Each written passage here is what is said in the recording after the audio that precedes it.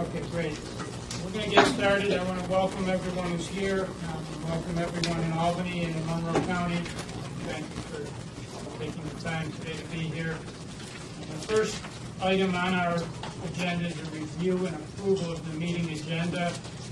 A couple of notes before we do that. There are some additional documents which were received after the binders were sent out. They've been put in folders in the places of each of the commissioners or the commission members here. In addition, I did make a change. There were two presentations listed under agenda item number 6 regarding ABFT. It just seemed to fall in terms of subject matter to move one of them up under agenda item 5, all business, since they deal with the same subject matter. Right, sorry about that. No problem. You didn't miss anything. We haven't taken our first vote yet. We're on time. So with those understandings, I would ask if we have a motion with regard to the approval of our meeting agenda. I have one request. Absolutely. I'd also just ask again that we get an update again on NIPLAC. I'm not asking for the meritorious discussion, but just we got an update last time, and they said they were doing a few things, so maybe we can just get another 2-minute update. Any questions? With that understanding, do we have a motion to approve the meeting agenda? So moved. Do we have a second? All in favor? Aye. Anyone opposed? Okay. Reflect everyone voted in favor. Our next item is a review and approval of the minutes of our September 24th, 2012 meeting. Any discussion or comments? Just a correction to a typo on page 6. The paragraph that starts the second intervening verb, the first full paragraph on the page. It says all positive serology report to be listed as a false negative.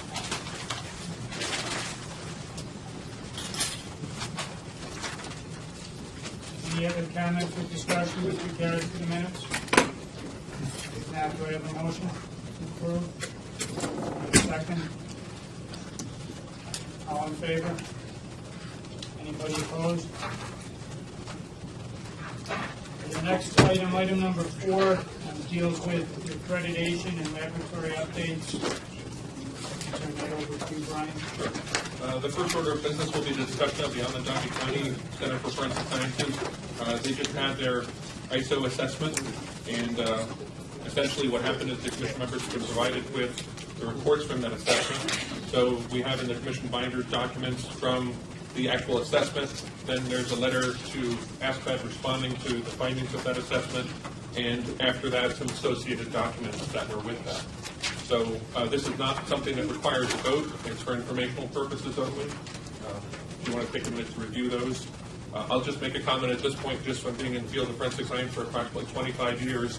I am amazed at this report, that this was really a stellar job by Onondaga, and I just wanted to say congratulations, Dr. Cronin. If you just take a minute, if anyone has any questions about that first part of it, which is essentially the assessment report and the corrective actions that were taken.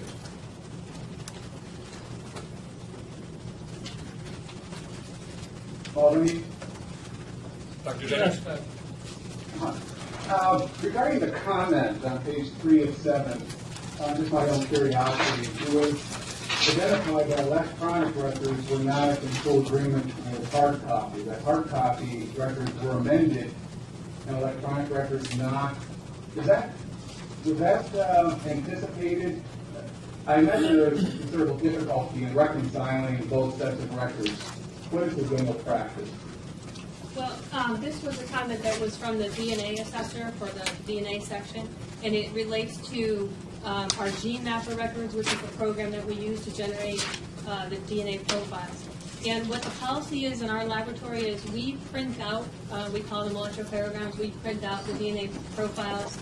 And the changes that they were talking about here, there are clerical changes there. If there's a typo, someone types PSO instead of POS or positive or something like that. So they're not substantive changes. They're that type of change.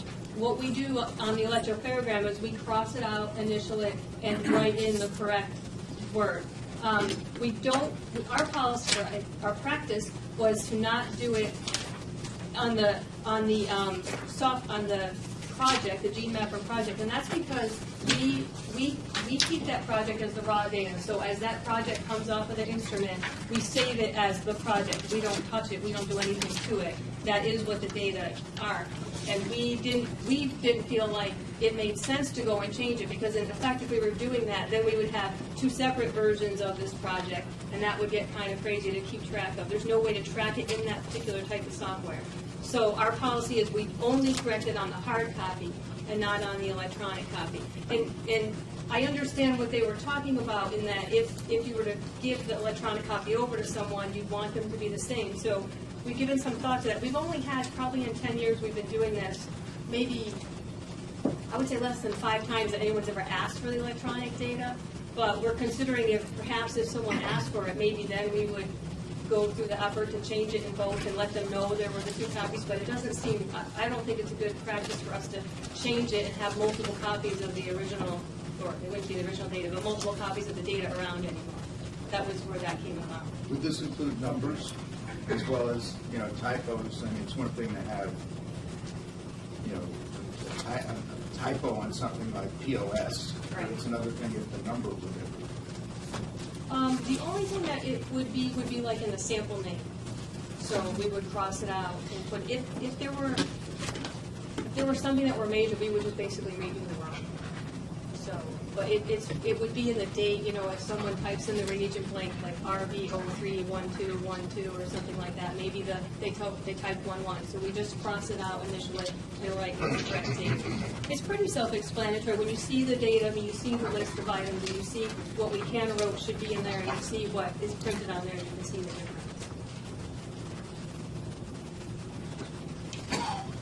If there's no more questions on that, there's one more issue on the I have a question. Sure. Kathy, the last section of the tab simply is your announcement that you've discontinued Trace. That's exactly where I was going. Perfect. That's beyond the I'm assessment sorry. report. I thought it stays in the one tab. Sure. Okay. Could you just tell us something about how that decision came about, why you did it? Yes. So in our laboratory, we were accredited to perform trace analysis in hair comparison, fibers, glass, and general physical and hair chemical analysis, which basically was tape. And that's what we were accredited to do. For various reasons, in looking at, just in general, as a manager, looking at what your lab is doing, we saw over the years that we were getting requests. People would submit things for trace, but basically what we were doing was collecting the trace, collecting the hairs and fibers for the most part, and writing a report that hairs and fibers were collected. If you want a comparison, please submit standards to the lab. We really weren't doing a large number of comparisons. We weren't getting the sample in. In addition, I have one person that does trace, and we were sending our tech reviews out. It just wasn't a heavily utilized section. And I have other sections, such as Lincoln Printed Firearms, that our backlogs continue to increase. And we felt like it made more sense to put our resources into the sections that were producing more probative results. We have instrumentation that I felt like we would have to upgrade, and the training and things like that. It just didn't seem like a good use of our resources. In addition, when we were coming up upon our inspection as a lab, I was talking to them because I was a little bit concerned about how few comparison cases we had done. And they said, yeah, it's their policy that they like to see a number of cases of interpretation. I mean, just saying you're collecting hairs and fibers is not enough for them to say you're accredited hair comparison. So they felt like they needed to see a representative number of samples of interpretation type cases, and I didn't really feel like we had enough of those. They wanted recent cases. They didn't want things from 5 years ago. They want to see what you're doing now. And so we made the decision. I discussed it in the lab. We discussed it with my administration. Also invited, had a meeting with our major police submitters, the district attorney's office, and our administration, and we kind of came to the conclusion that it just wasn't, for our laboratory, the number of cases we were doing, it wasn't something that we should continue to do. Just one follow-up question. I mean, that makes perfect sense in terms of the cost-benefit analysis. But I'm curious, because you've been there a long time, and I'm guessing that many years ago, there were probably more requests for actual comparison and analysis in trace evidence. Is that sort of gone away? I mean, people aren't asking for that as much anymore? I think that the issue is that, you know, that especially with the advent of DNA, it seems like before we had DNA being used on touch DNA and clothing DNA, maybe people were asking for trace analysis more. I mean, it doesn't seem like we were getting much of that anymore. I mean, I didn't really compare what we were doing a long time ago.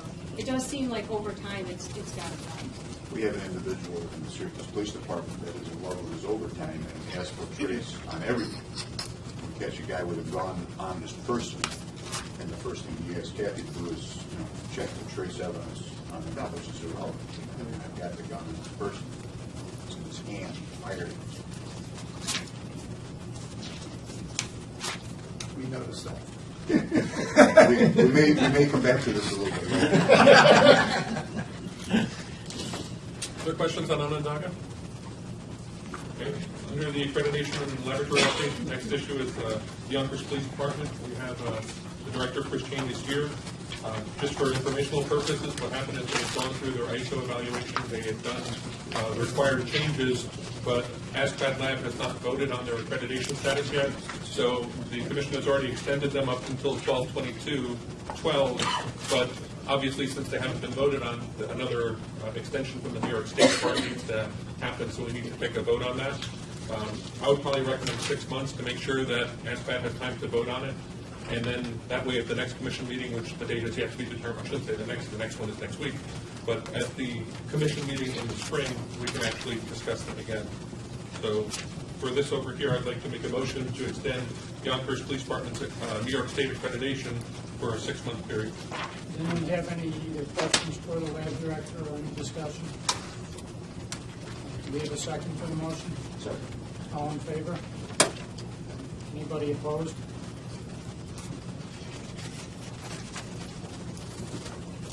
The next issue is the Westchester County Department of Laboratory and Research Division of Forensic Toxicology.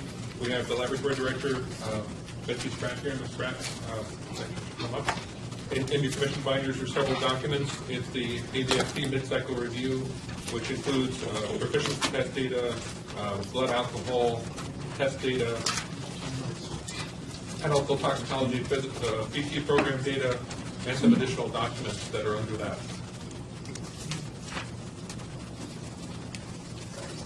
Any either questions for the lab director or discussion with regard to this item? I just got a question. Outlier, what is it? Yeah. That means it's outside of the normal range that we allow for quality control samples. So that's what they call an outlier. So it was greater than what's allowed in the proficiency results. So What happened? Are you talking about the norfluoxetine? Yeah, it's the only one where outlier was reported. We don't really know what happened. We re-extracted the samples. We've used fresh controls. Norfluoxetine is a metabolite of Prozac. And we used 2 suppliers, one for the standards, one for the controls. We thought maybe that it was too old, meaning the samples were too old to be received. We've done several tests. We're not really sure we found a total problem. We're going to try to do a third source of supply to see if that's part of the problem that we see. We don't get many requests for that. It goes in cycles. It really depends on what happens. So we're watching it, but we don't get any requests for that test at this point that we see in our medical exam. Ms. Brown, let me also ask you this document that we have in front of us called Vehicle and Traffic Blood Alcohol Analyst Certification Program. Yes. It has, I guess these are the proficiency tests That's that are administered to each individual test. Yes. Where are these kept in the lab? Well, it's a very short time that we have them in the lab. We start analyzing them as soon as they get delivered by the post office. So they're kept in the locked refrigerator with their own samples. So each, I'm going down, my fault. Just the document. This document. Where is it kept? it's kept with our quality control results. So it would not be part of the case file.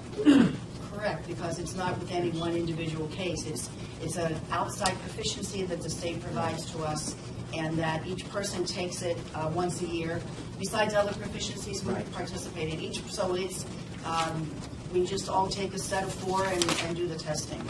And so if I wanted this form and I came to you, I would have to say, I want this form that's kept in the quality, Quality control records. and that would be the way to get it. Right, like this is my yearly quality control with everything, so it would be in this set of records. And how long do you keep this particular document?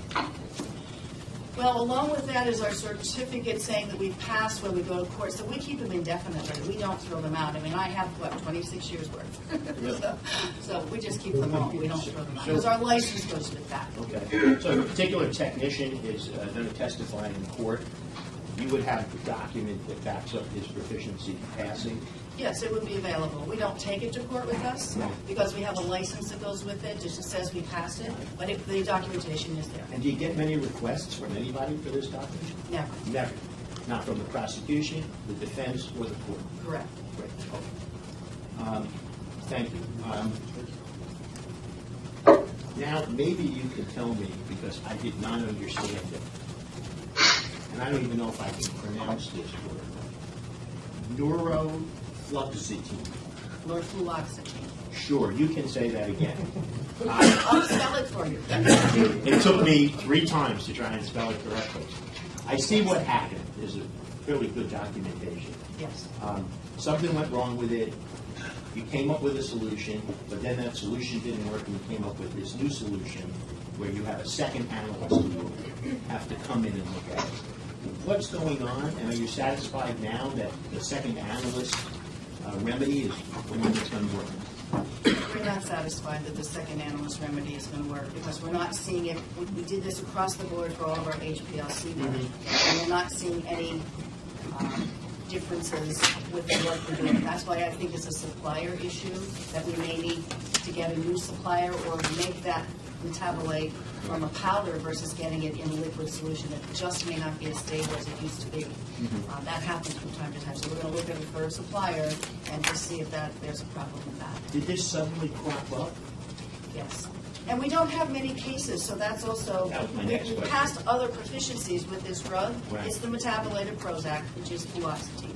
So we've passed other proficiencies in the past and not had problems. And this just happened with those 2 proficiencies. So we started with the first one, we thought we found the problem, and again, we started brand new with the second proficiency and still had the problem. So we are going to look at a third supplier. Did any of the technicians, I'm sorry, did any of the technicians who took proficiency in this particular metabolite, did they have cases that needed to be reviewed after you found this? No, there were no cases with this. And also, just so you understand, for toxicology, we don't take an individual proficiency for this drug or this drug. We take a proficiency in the type of technique we use because it gets rotated through. So it's an HPLC extraction versus, say, a mass spec extraction. And so we make sure we rotate everybody through. So it's not one individual like the alcohols are. Thank you. That's what leads to the question I have, which is, have you gone back to look at any other cases that involve this particular drug? I mean, casework, just to see if there was a lack of stability with this metabolite in the past in the 2 cases that you had? Well, the problem is with our casework, even that stability would change. So it's been more than 6 months between those 2 proficiencies.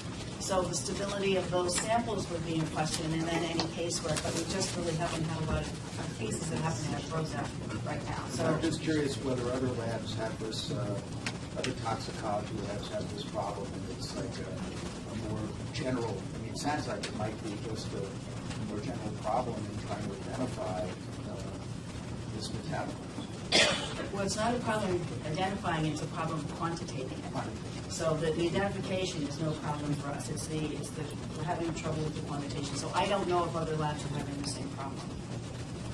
We didn't have a problem with this particular proficiency. We don't quantitate it by HPLC. We use GCMS. And we deliver to fluoxetine, so. I'm not sure I understand. Oh, okay. They're using HPLC, which is one methodology. Yeah. We're using GCMS to quantitate this drug. The mass spec. The mass spec, correct. And to put it on a GCMS, she has to derivatize We it. have to derivatize, right. Certain What does drugs, that mean exactly? I mean, do you have a quantitation that, as opposed to? yeah, we do have. We quantitated with a different method. And there are many different ways to do it. Right, so that it becomes amenable to chromatography. So is the answer to use mass spec? I don't know. We're gonna look at it for a supplier. We think it has to do with stability of this particular drug that we received. So when it happened the second time, we were really shocked. And if we we had two different people run it. My quality assurance person ran both of them to see if we could find the problem. We brought, we did all kinds of things to try to find the problem, and we're not 100% satisfied. And also having two people make up the QC is really not getting us anywhere either. We It don't. doesn't sound like that, but it sounds like maybe if you investigate and see whether labs that don't use the mass spec are having the same kind of issues that they begin. We can do that. Can I ask you a question on something different? If you move to the March 2011 FTC AD testing program, the results of that, there was something where the admin cutoff was changed for particular compounds they're looking for. I think they're looking for THC and another derivative thereof. The carboxylic acid. Yeah, exactly. THC carboxylic acid part. And that's that's the March. Yeah, the March 2011. 2011. Okay. So I was just wondering if you could talk about that a little bit, because what it seems like is that you had a proficiency test, you weren't able to detect it with that cutoff, so the cutoff was changed. Right, we lowered the cutoff. We use an immunoassay procedure that is more specific for urines than it is for blood. And we did an awful lot of validation to make sure that it would pick up different levels of the carboxylic acid. It's not as sensitive to the metabolite in blood.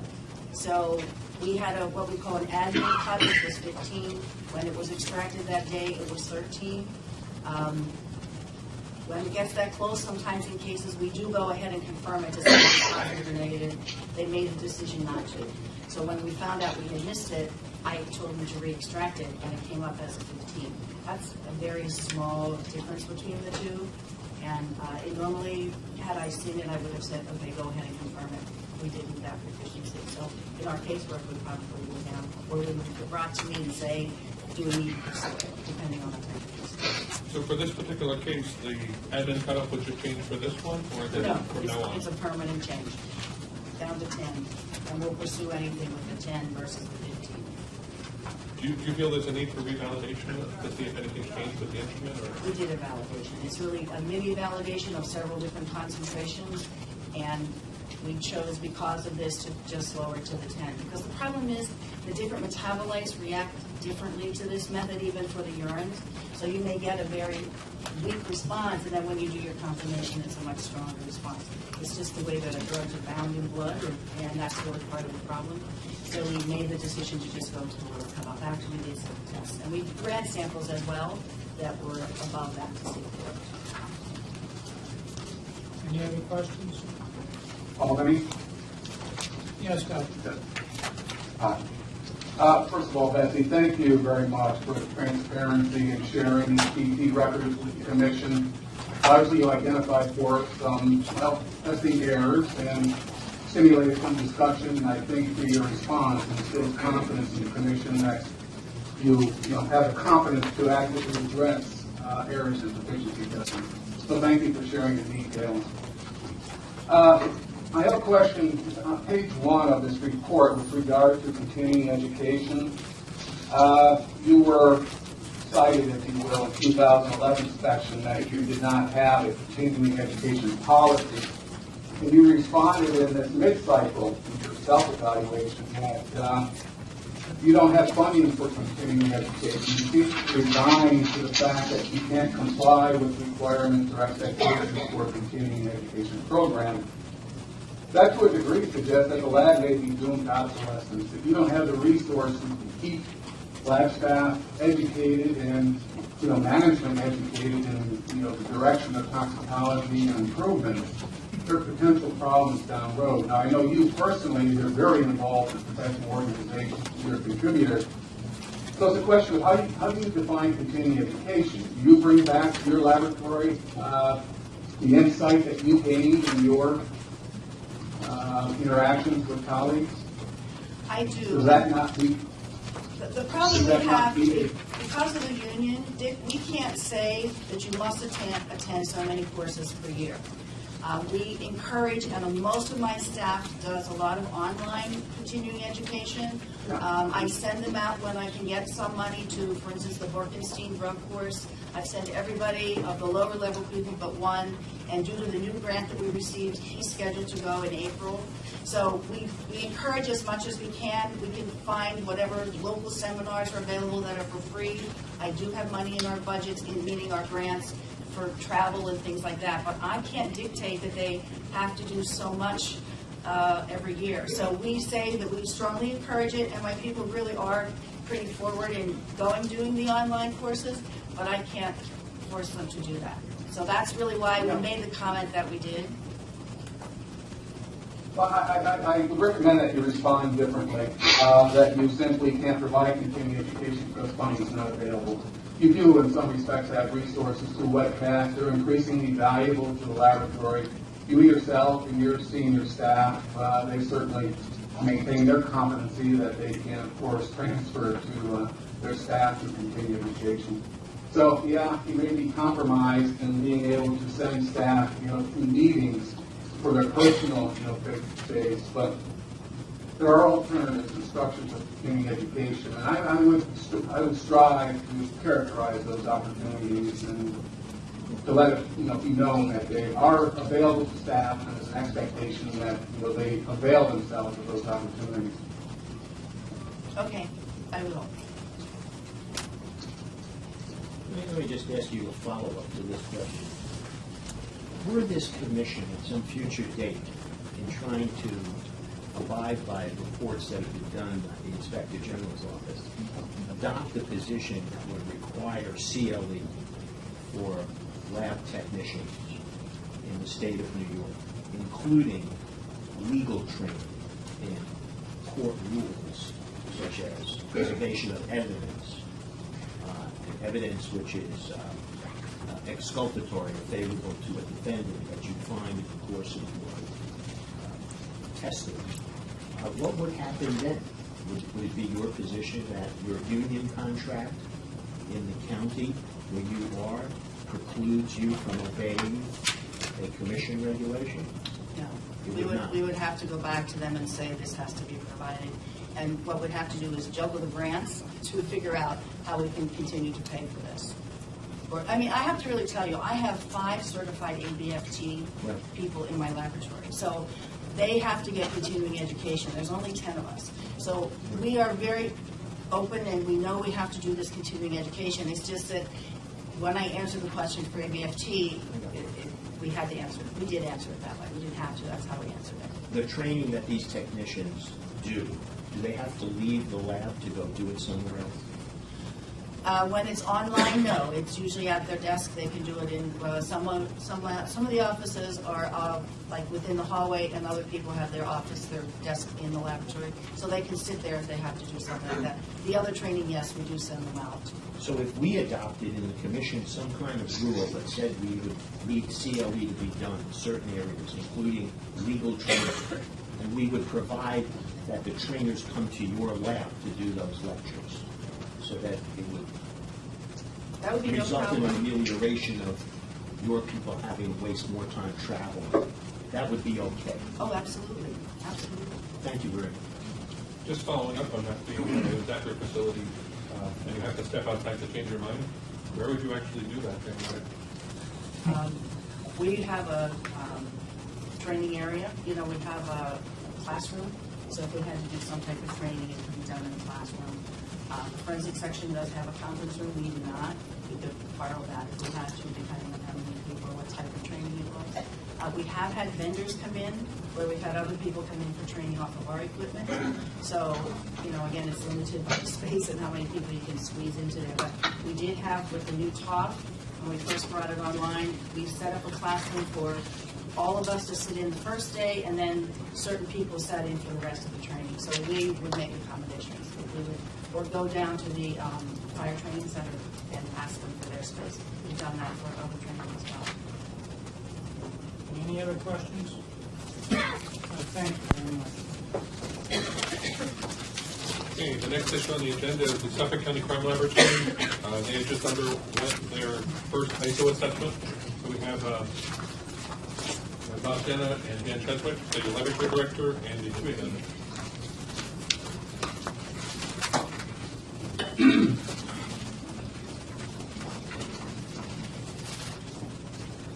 Welcome, thank you. Any questions or comments with regard to the documents? Mr. Cheswick, I'm only going to start with you because your name is on all of these corrective action requests, but feel free to have your colleague jump in.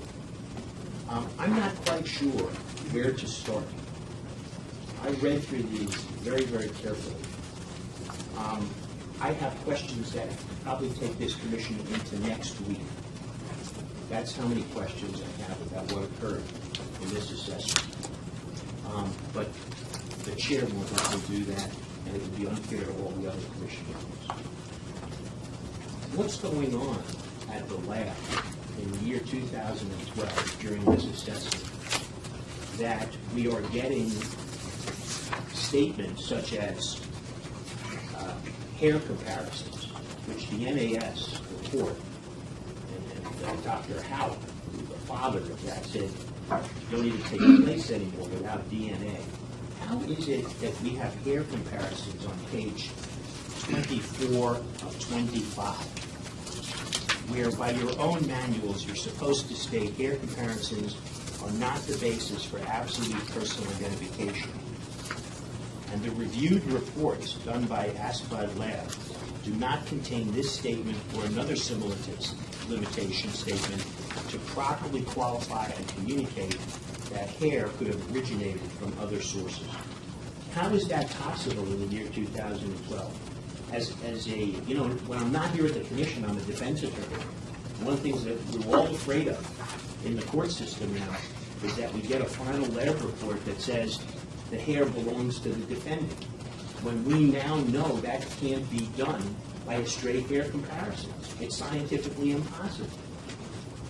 And if that weren't enough, and I could go through all of them, I was really disturbed to read that with respect to blood, on page 22 of 25, with the amylase test and the hemotrace test, which are respectively presumptive for saliva and presumptive for human blood, the finding was that your report terminology does not reflect the limitations of these results. I mean, we're talking about basic reporting. To get through the moment, the debate that's raging nationally over whether you can say something's a match or identical to or to the exclusion, this isn't even close.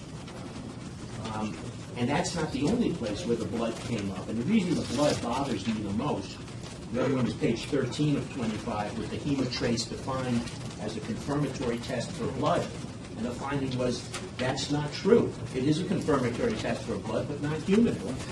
That should eerily ring similar for both of you, because we went through one of the, in my opinion, one of the worst scandals in U.S. history in North Carolina, where we had people go to jail for crimes they didn't commit.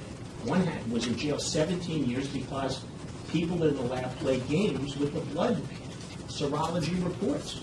Presumptive test positive, confirmatory test negative, final lab report positive. So I could go on all day. I need some answers to just the hair in the blood today.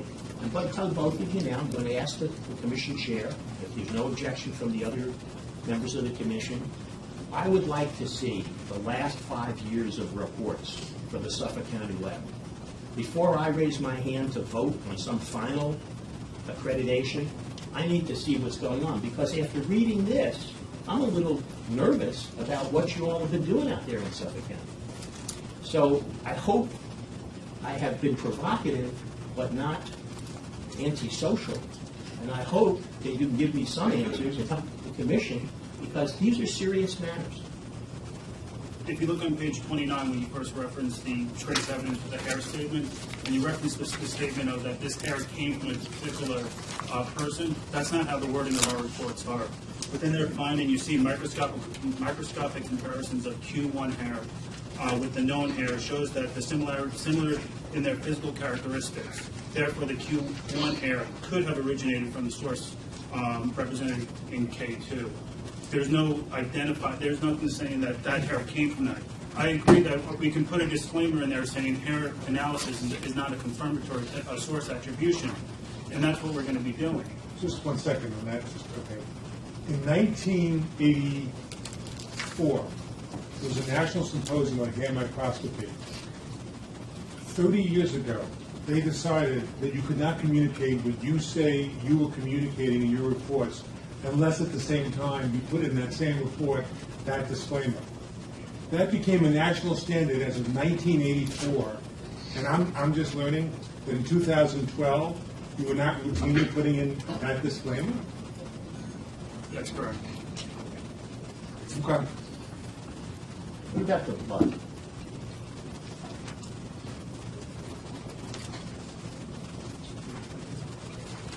The wording that the blood, the chemotrace, it was a confirmatory test for human blood. That was a statement one statement that was within our SOP that was incorrect. It should have read that it was a presumptive test for human blood and it was a confirmatory test for blood. Any serologist will know that the test will be positive for higher primates as well as ferret. The second statement that you mentioned about the reports, about our wording for our presumptive test in serology was consistent with, without a further qualifier. Mr. Jesuit, you've read the NAS report. I can't believe you didn't sit here and say you didn't. I'm sure you have. Yes, I have. You know that the NAS report said that's one of the biggest problems we have is in forensic reporting, these terms consistent with. The implication of these statements that you're putting in these reports leads especially if it's on a final lab report, leads the triers of the fact with the implication that the comparison has been made, that there's a match. That's why when Mr. Neufeld raises these issues with you, and I raise these issues with you about disclaimers, the reason for these disclaimers is not new. It is to make sure that the juries are getting accurate evidence and not an implication that something is similar. Because the jurors don't know that, and if the defense attorney is not on their best day, or worse, the district attorney assigned to the case doesn't understand forensics, well then great harm is done to the truth-finding process. I mean, we're not raising new stuff here. This is pretty serious. And I don't know how this happened. The reason I'm going to ask for the prior stuff is because I want to see if this is similar to what happened in Nassau County. You know, one of the things we found after 2010, when the commission went back and looked at the Nassau County records year by year, going back 5 years to 2005, we found the same problems. Sometimes they skipped a year, sometimes they appeared consecutively for 2 years in a row, disappeared, came back in the 4th year. I mean, have these problems been going on for a long time? Are you prepared to say to me here today, for example, that on this hair comparison, this is what we've been getting in Suffolk County? You've been saying this on reports without the disclaimer? Yes. With regard to your request, just so I'm clear, you're looking for, or are you looking for all the ASCLD lab reports regarding any inspections in the last 5 years? Right. Let's go back to the last accreditation, 5-year accreditation, and then the interims in between. I mean, Mike, you're the chair. I think that's good for the commission to see that, if you think it should be a wider request. Absolutely not arguing. I just want to make sure I'm clear so that we give you exactly what you're looking for. I believe that we should be able to provide that to all the commission members in the very near future. Okay. Thank you. No, personally, I think it's a reasonable request. Thank you. We're not considering today the accreditation of this lab, correct? Correct. This is a preliminary. As I understand it, ASCLD lab is not issued the final report on this area. What happens is the procedure is they present a document to the laboratory.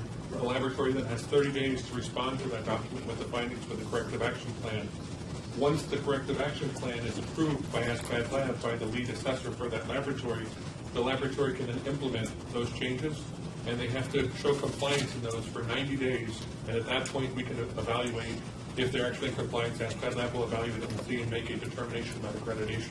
So this Just would to, we could evaluate, we could take action at any time, correct? Your ASPAD Lab, what you're describing is the ASPAD Lab procedure, and that's why there's no formal vote required. Now, that doesn't preclude us from taking any action. The thrust of my questions was correct, that we can take action any time. I'm not asking for that. But having seen this, I'm concerned what we've been doing for the last 5 years.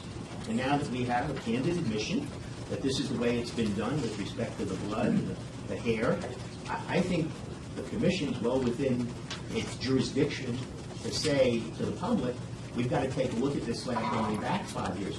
I might have come out of this totally different in the pre-Biden report on Nassau County. But in the post-Biden era, after the Nassau County report, now I'm concerned not so much the thrust of Bill's question, which is, what the procedure is. I'm worried about what you're doing out there. That's my concern. And my thought at this point is, we should give some thought as a commission as to whether or not, in addition to anything that ASPAD Lab does, we want to do something similar to what we did, for example, with Monroe County. We want to require, a report separate and apart from anything that goes to ASPAD Lab for this commission, demonstrating how they've addressed each of these issues. And we want to go beyond that and require any type of report based on a full assessment. And I guess the second part, since they did just go through an international assessment, maybe we'll limit it to the first. But I do think we should give some thought as a commission as to whether or not we want to require a separate report to us within 90 days or within 4 months, showing how all of these issues have been addressed. In addition to that, Mike, and I know that Kathy's going to give us an update on NICLAC in terms of trying to come up with how far they've moved in standardizing certain lab reports. I hadn't seen this before. It's my own fault. This is actually somewhat remarkable. And this thing on hair, for instance, is extremely remarkable. I mean, just to put this in historical context, it was beginning in 1982 that the FBI, as the leader and the trainer for hair microscopists all over the country, advised and instructed people that you had to put that disclaimer in. Okay? So I'm talking 30 years ago. And it's problematic if it's in Suffolk County, but I'd also like to know if other laboratories throughout the state that we have supervision over were writing trace reports like this, or if this is just a Suffolk County issue. And I would ask you if you could somehow have the commission find out, and I don't know if it's done through Kathy or however, NICLAC, but is this simply a Suffolk County problem or is it a statewide problem? I guess one thought on that is that this came to light as a result of an ASPAD Lab international inspection. And all of our ASPAD Lab accredited labs are going to be going through that process. So as they do, I've got to assume if it came to light here because they weren't complying with those standards, any other labs that don't comply with those standards, it would be noted in that inspection. But I think we're going to find out if each of the labs go through that process. So before it was international ASPAD Lab, under the old criteria, they wouldn't have discovered whether or not the reports were written this way? I don't know if they would or wouldn't. I'm just saying what I do know now is that as a result of an international inspection, this is brought to our attention. This particular question is an ISO survey question, which asks, is it properly qualified? There is no similar question in checklist in the previous. The legacy program. Thanks, Ann. If that's the case, I'd rather not even wait till they all go through the international. I would like to know, and I'll tell you another reason why I'd like to know this one. It's already been reported in the newspaper that the FBI has agreed to do a review of its old cases because of the way that the probative value of a positive association is reported in reports and also reported in testimony, and they're going to review those cases. I'm not suggesting we now want that kind of review. Well, we may. But as a first step, it would be very useful to know whether or not Suffolk County is the only laboratory that was doing this. And I don't think we have to wait for international reports. If you could simply make an inquiry of the other laboratories that we regulate as to what their hair reports said, a year ago, 2 years ago, whatever. So we can at least get a feeling for it. Would NIFLAC number? You could go through NIFLAC, but to me, that's something that, quite frankly, I don't know that NIFLAC would have the time to do. I don't see why DCJS, we can- ask DCJS to query the labs to If do there's that. a I don't think we survey, need to go through if there's a NIFLAC. survey that has to be done, I think it would be our office who would do it. But I think we need some clarity. You're given different time period. It'd help if you want to survey it. It would help if we have some clarity as to exactly what you want to survey. Yeah, I'm not interested if as a result of today, all the laboratories quickly, change the content of their reports. I would like to know whether or not, you can go back 5 years. Just ask them if at any time during, if the content of the report's changed over the last 5 years. And if so, could you show us an illustrative report representing those differences? Content of the report with regard to what? Just a hair microscopy reports reporting a positive association. It doesn't matter whether you call it a match, a similarity, consistent with, but any hair microscopy report coming out of a lab which we regulate where they reported a positive association. Without putting in the disclaimer. Well, I want to see. Well, I want to see how they report the disclaimer because they may have done that inappropriately as well. I just would like to see that. All right, are you making a motion? Is that what I should do? I can make a motion. I'd make a motion requesting that DCJS does that. Do we have a second? Second. Say it again, do what, Peter? Yeah, can I clarify? Just a survey. So, A survey of the laboratories that we regulate, simply asking them to supply representative samples of hair microscopy reports where they reported out a positive association, doesn't matter what the wording they use, positive association, and to the extent that they changed the wording over the last 5 years, is just simply send us a sample of the different reports that we have. That's all. Just what is it that we're going to do with that as a commission? Well, I don't know yet. I mean, I have to tell you, there's a systemic problem. If there was a national symposium in 1982 which set a standard, and I always assumed, that standard was being complied with on this particular discipline all over America. And now I learned today for the first time that one of our laboratories in 2012 were not complying with an established standard in that industry, in that profession, which has been in existence for almost 30 years. I don't know. I mean, that it raises quality assurance problems, and it may raise other kinds of problems as well that the FBI laboratory is currently dealing with. But at a minimum, it certainly raises, to me, a serious quality assurance problem if somebody could be such an outlier in that kind of regard. I understand the concern. I guess what I'm wrestling with is, let's say the survey shows us that in the last 2 years, every lab but Suffolk County had changed to go to the proper wording. What is it as the commission, if every lab is now using the wording they're supposed to? If we were to find that, because I've never seen this violation before. I think what we're hearing is that You wouldn't have You seen wouldn't it. have seen it. That's my point. That's my point. So if other labs historically, let's say the Plattsburgh lab, no such animal, but if they are writing reports that say, K2 and Q1 are match, then I think we have to start notifying DAs. if they're doing it now. or if they did it in the past. Or if they've been doing it in the last 5 years. So I mean, if there's, let's say hypothetically, there's a conviction All right. somewhere out there where the guy was convicted on the example I just gave. And we all agree that would be complete miscarriage of justice. So I think we have to make some effort either to piggyback on Peter's motion to get the survey, but also notify the 62 elected DAs. You have to go back and do an internal review of your cases to see if there is such an animal out there. Let me just tell you what the FBI is doing, okay, just for election purposes. So the FBI is reviewing now. They're going to do an audit. I'm not saying we need to do that. They're going to do an audit of 20,000 cases where to see where positive associations were declared and what language was used in the report and what language was used in testimony.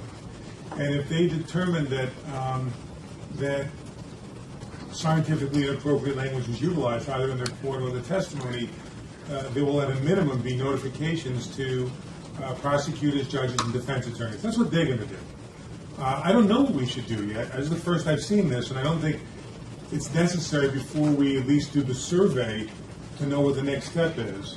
But I think we should do the survey. We should know what's out there. Yeah, I think those answers are very helpful. Before we have people doing a significant amount of work doing survey, I just want to have some clarity as to why we're doing it. This is pretty shocking. No, I'm not arguing with you. The reason I asked the question is to get some clarity as to where we're going. Yeah.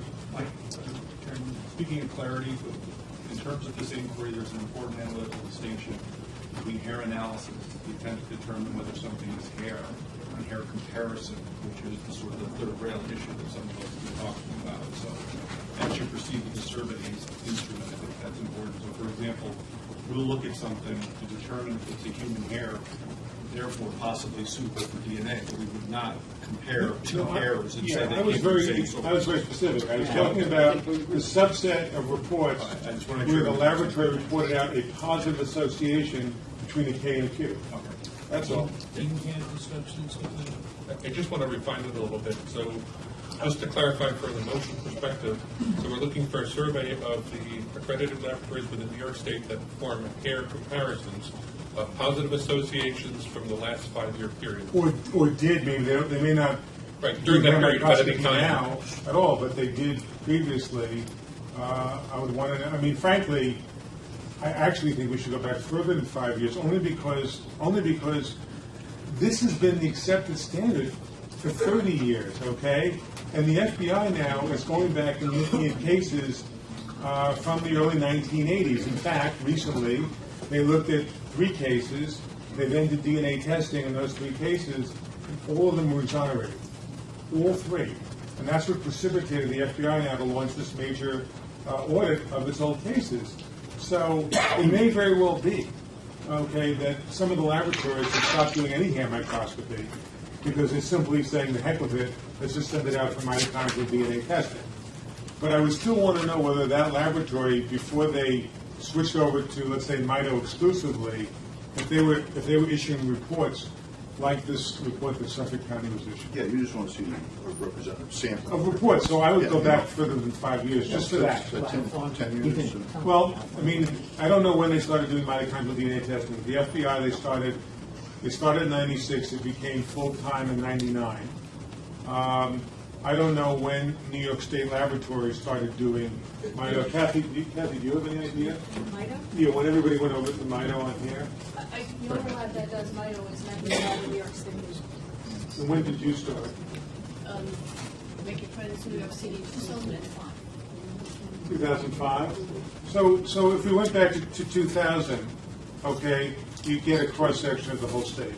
Why don't we start with 10 years? Okay. Oh. Hello. Okay, Jenny? Hi. I'd like some help with the citation. The reason AskLab Labs cited the laboratory is because it wasn't in compliance with its own manual. AskLab Labs said its manual requires the statement that hair comparisons are not the basis for absolute personal identification. That's the only reason the lab was cited, as I interpret this. Why isn't AskLab Lab referring to this national standard that Peter is referring to as a basis for that citation? Well, that is the million-dollar question, isn't it? Why would ASCLD No, Lab, the National Accrediting Agency, not have had this as a question in the legacy program if Peter is correct that this was the standard going back 30 years? It's a question I asked in a memo to the commission back in March of 2011. If Suffolk County didn't have that statement in its manual, it likely wouldn't have been cited. Well, they did, so it was cited. That's right. I'm just saying that there's a disconnect here between the severity in ASCLD Lab, assessment and Peter's assessment. Mike, there's I one guess, other... just a comment on that, though, I guess I don't know how we can draw that conclusion. I don't think we know what would have happened if Suffolk didn't have it. They had it in, and we know what happened when they had it. Mike, I don't know currently, how many of our labs under our jurisdiction are still under the legacy program? I don't have, Seven? So another reason to do this, in of those 6 or 7, by 2014, will they all be under international?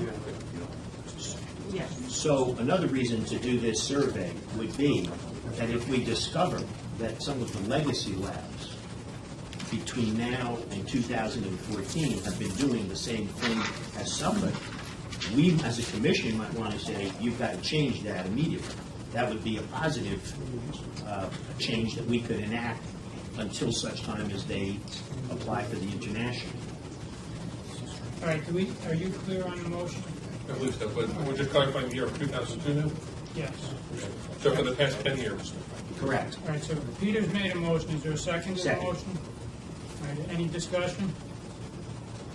All in favor? Aye. Anyone opposed? Now, back to Suffolk County. It is not on for a vote, so one course of action is just to sit back and wait until we get a final report from ASCLD Lab and then act on that report. Another course of action would be to take independent action on our own and require some type of report from Suffolk. I would think at a bare minimum detailing the steps they've taken to address each of these issues. When's the report meeting other than the meeting? We don't have it scheduled. I think it would normally be June. It's going to be in March. We're March, still, but actually, if I could just interrupt for a second. Just a question to Suffolk. Have you developed the correct and accurate plan yet? Yes, it's in final review. It's going to be submitted to ASCLD Lab this end of this week. Okay. So I guess maybe a first place to start is to actually get the corrective action plan from the laboratory, which should be coming by next week, so we can actually see what steps they're taking to remediate these issues. We'll look at that, and we actually have another commission meeting next week. Yeah, but the commission meeting next week, I think we can't start adding things to the agenda. I would move that we ask Dan. Next Wednesday, the 19th. I would ask for a preliminary report at our March meeting, similar to what we did in March. What would that cover? Addressing the corrective action plan and whether or not we feel that it's adequate. When you say corrective action plan, you mean to all of these things that we're looking at today? Yes. So they will have submitted their action plan to ASCLD Lab. ASCLD Lab will have said whether or not it's good enough. Right. And they will have implemented it for 90 days, roughly by March. So we'll have that preliminary. Correct. report. So you, again, just so we're clear on the motion, your motion is to require Suffolk to submit a report to us prior to the March meeting, detailing the steps they've taken to address each of these items pointed out in the report before us, the corrective actions that they're taking. Yes, and be available at the March meeting for discussion if needed. Any comment on that motion? Any second? Second. Any comment or discussion before we vote? All in favor? No, just a- I'm sorry, Dr. Jenny? Just a heads up to Suffolk County in preparing that corrective action plan. On page 8 of 24, you were cited for not identifying root causes for the internal audit citations. We'll be looking for root causes as an explanation for the citation. and an action plan to address root causes, not just isolated instances of citation. Well, first we have the motion on the floor. It's been seconded. Need to vote on that. Thank you. So now back to the motion that was made and seconded. All in favor? Aye. Anybody opposed? Aye. Just, Additional comment? yeah, just one more question. I'm not putting any limit on you yet. Okay, good. Yeah. Yeah. That was the key word. I gotta say this for the Knicks tonight. Okay. I'm just curious, because I know that was one of the 30 questions that I had, but let's just zero in very quickly on it. Short answer is fine. How can you have 16 non-conformances requiring corrective action, and there was no documentation of any root cause analysis? Because the message I'm getting from that, correct me if I'm wrong, is you just disregarded the CARs. No, root cause was done, but this wasn't documented. A lot of these, since it was our initial internal audit, a lot of the root cause was similar. In fact, it was a transition from a legacy program to an ISO program. And so the root cause is, it's a new interpretation, a new set of standards that are being interpreted. And that was the root cause for the majority of these issues. So it just wasn't documented. But of course, in order to fix something, you have to find out what's causing that. That's the whole point of the root cause. So that was being done in this case. So discussions took place. Correct. It just wasn't recorded. Thank you. I would just indicate too, we will notify you well in advance if they have the March meeting. If you could provide us with the report, we have time to circulate it to the commission members and the commission members can do it. Are you talking about the proposed corrective action report that you're going to be getting anyway? Or do you not, you're looking for an additional report? We're looking for a report to the Commission on Forensic Science. And certainly I would anticipate that at a minimum it would include the corrective action report proposed to the lab, indicating what the lab has done to address all of the pointed out in this report. Thank you. Any further discussion with regard to Suffolk?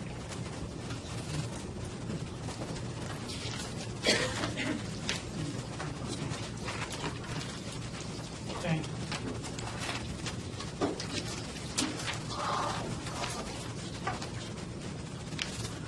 All right, that takes us to item number 5 on the agenda, and old business. The first item we have under old business deals with a comparison of ABFT and ASPLAB lab accreditation program requirements.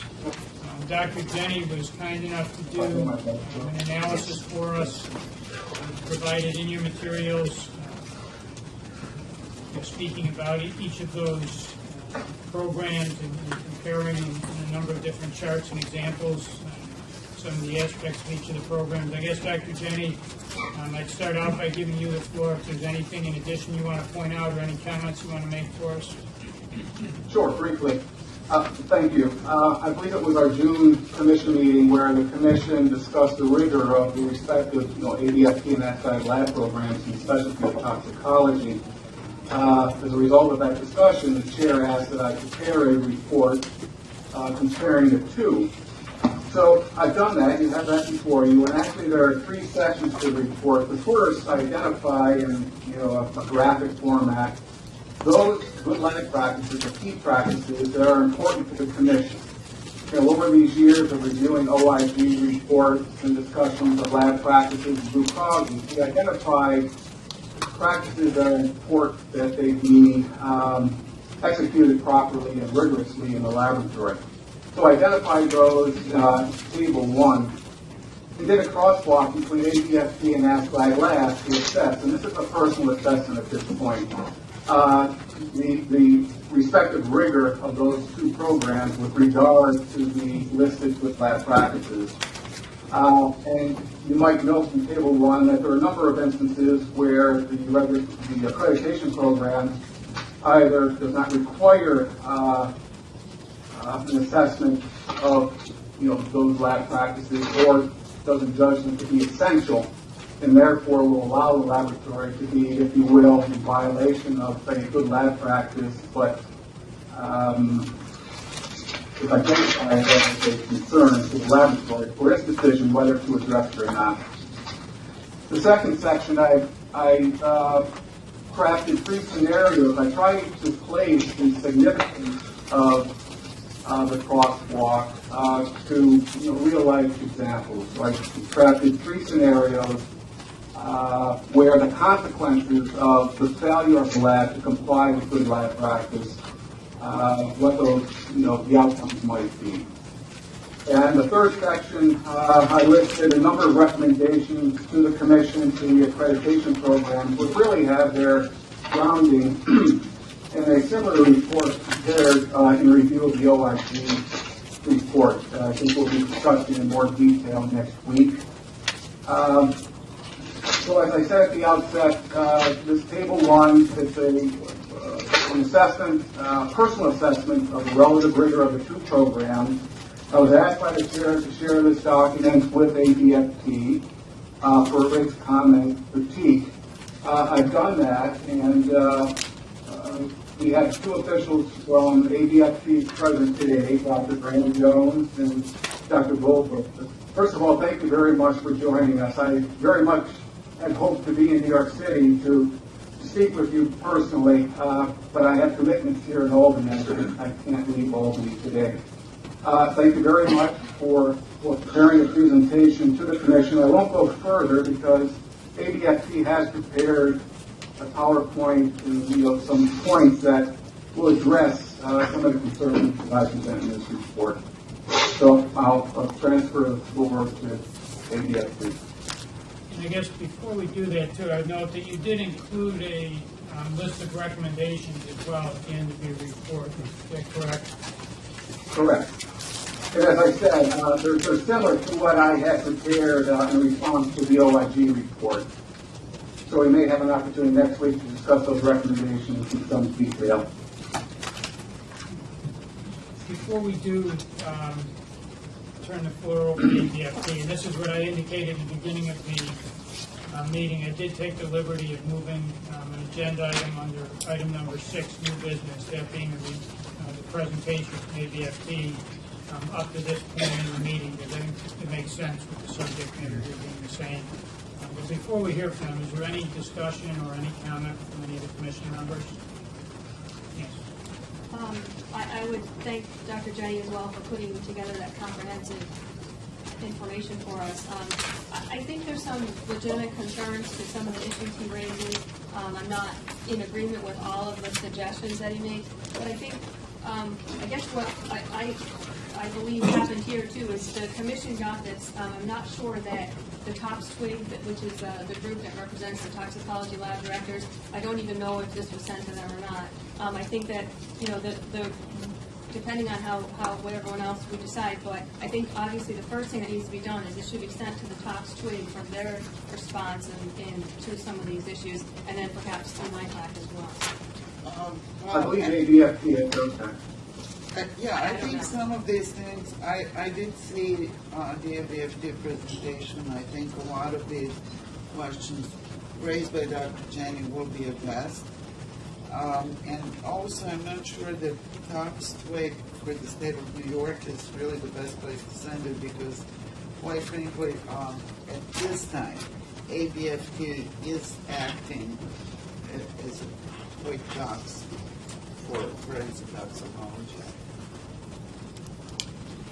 So you don't think it's a good idea for the lab directors, the TOPS lab directors in New York to review this at all?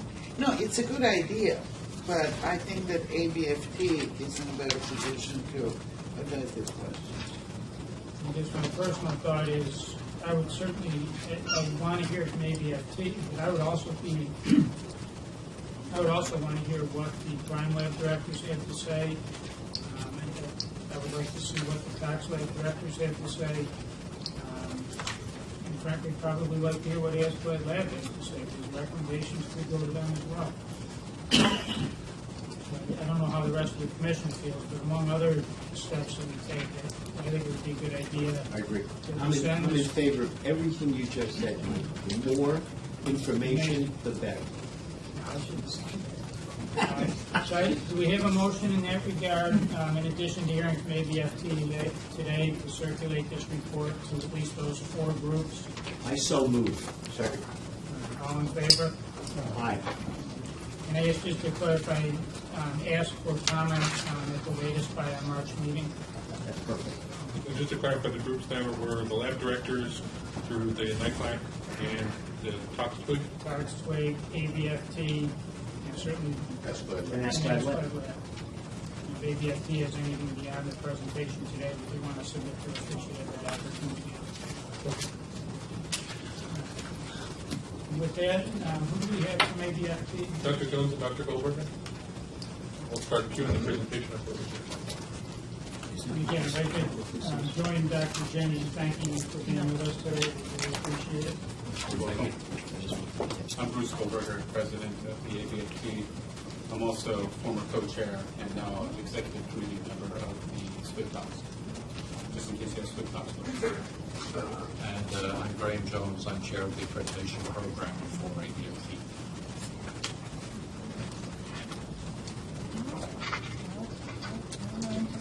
While we're waiting for the slides to come up, I also actually would like to thank Dr. Jenny for the document that he produced.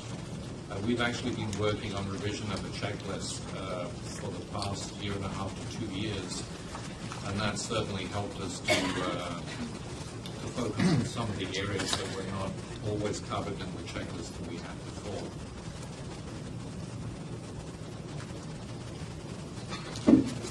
This, as you've seen, if you've got the documentation, is a relatively long presentation, and you may be happy to know I'm not going to go read through it slide by slide. I will give you a very brief introduction to the program. Some of you may be familiar with this. ABFT was incorporated in 1976, and its primary purpose at that time was the certification of toxicologists, forensic toxicologists. We started the accreditation program in 96, and in 1997 accredited our first toxicology lab, which is the Baltimore Medical Examiner's Toxicology Laboratory.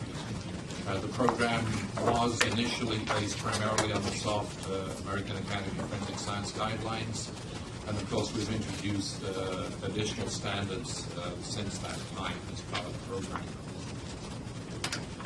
By way of demographics, we've actually awarded 35 accreditations, that is 35 different laboratories over the last few years. 31 of those are currently accredited, 7 are New York laboratories, including Albany, which I guess doesn't have jurisdiction. The commission doesn't have jurisdiction over the Albany Medical Center, but nonetheless, 7 New York labs. We currently have 5 laboratories in the application stage. And just to let you know, we don't rubber stamp labs. I know you don't believe that, at least I hope not. 4 laboratories have been inspected over the years but never been accredited. We have rejected outright 1 application that we didn't feel was suitable, and we did completely revoke the accreditation on 1 laboratory.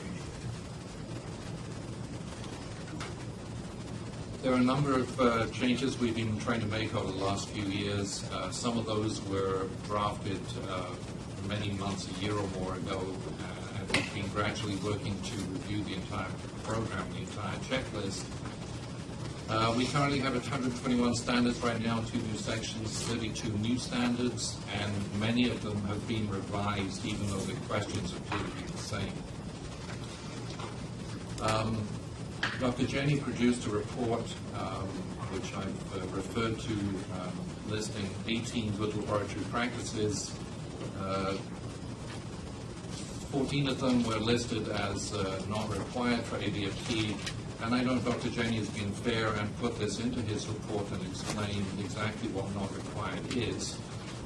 These are questions that ABFT had previously not marked as essential, but you also have to understand that of the so-called important questions, which covered many of those that were deficient, the labs were required to cover 90% of those questions, or adhere to them, comply with them. We also, it was up to the discretion of the inspectors and also the accreditation committee to in fact require, where they felt it was of forensic importance, for labs in fact to comply with questions other than simply the essential questions. So it depended on the individual circumstances and the issues that were being dealt with. That becomes a moot point now in that the program, as it's going forward into 2013, and I'll talk about the implementation steps a little bit later, all of the questions in the ABFT checklist will become mandatory, and essentially all of the questions therefore in the ABFT checklist will become de facto standards, not just questions querying laboratories. We've introduced some additional questions. Some of the items that are marked in green, and I'm not sure if that shows up in your handout or not.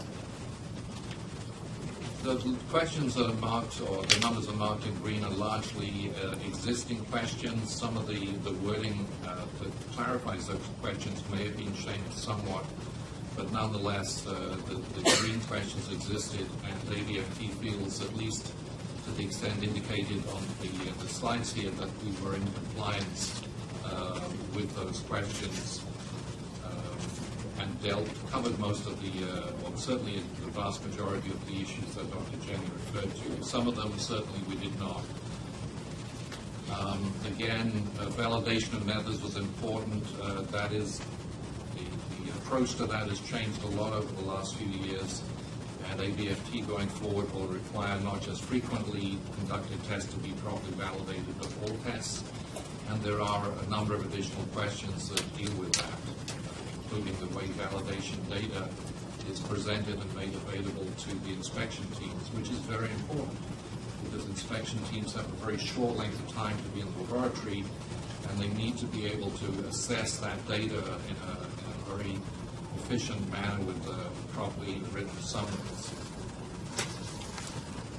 Criteria for the acceptance of QC results, again, most of those were covered. We've added additional questions or changed wording now, and it's been an issue that's been raised in the Commission earlier on today, that many of the questions that we have changed are asking for proper root cause investigation. And it's not that we didn't require that before, but it wasn't explicitly laid out in some of the questions of the way they were written. Inspection teams, when they've been around, have usually looked to determine root cause. That's now spelled out in the standards that we have. Again, non-conforming work, questions asking for repeated QC failures to be investigated properly, again with root cause investigation, and for the corrective actions to be monitored to make sure that those corrective actions are effective. Other issues, other aspects were already dealt with prior to these revisions. Implementation, again, that one of those questions is obviously spills over into two of these points. Repeated QC failures must be thoroughly investigated to determine root cause.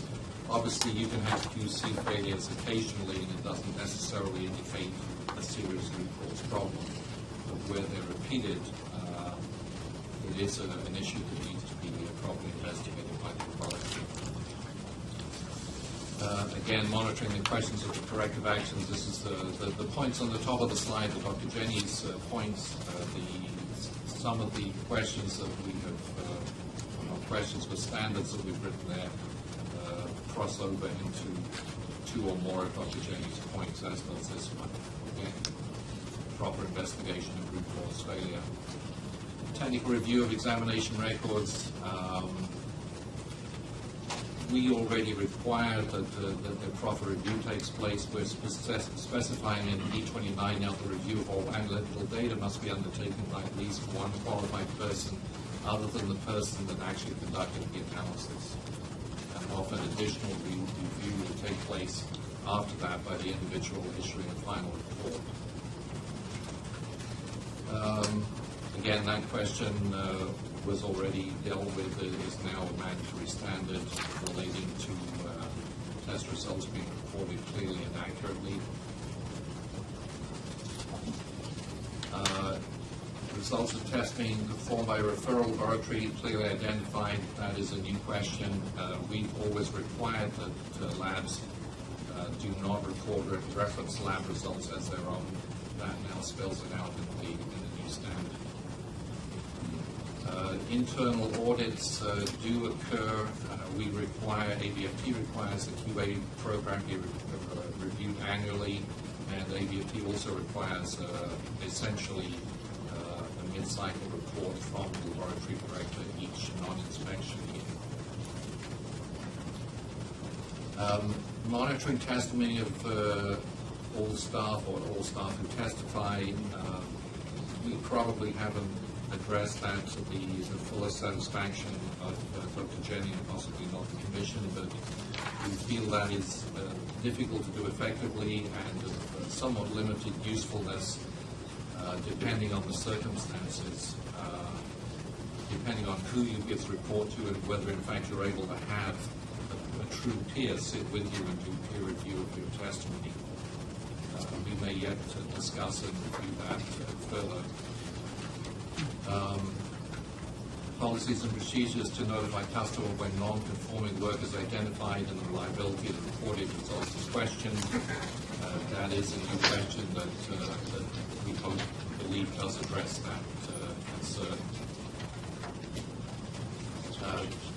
Procedures to address the resolution of client complaints. That was not a mandatory question before. That is now also a mandatory standard under the proposed new program. And policies and procedures to address resolution of complaints concerning quality submitted by laboratory personnel, quality issues.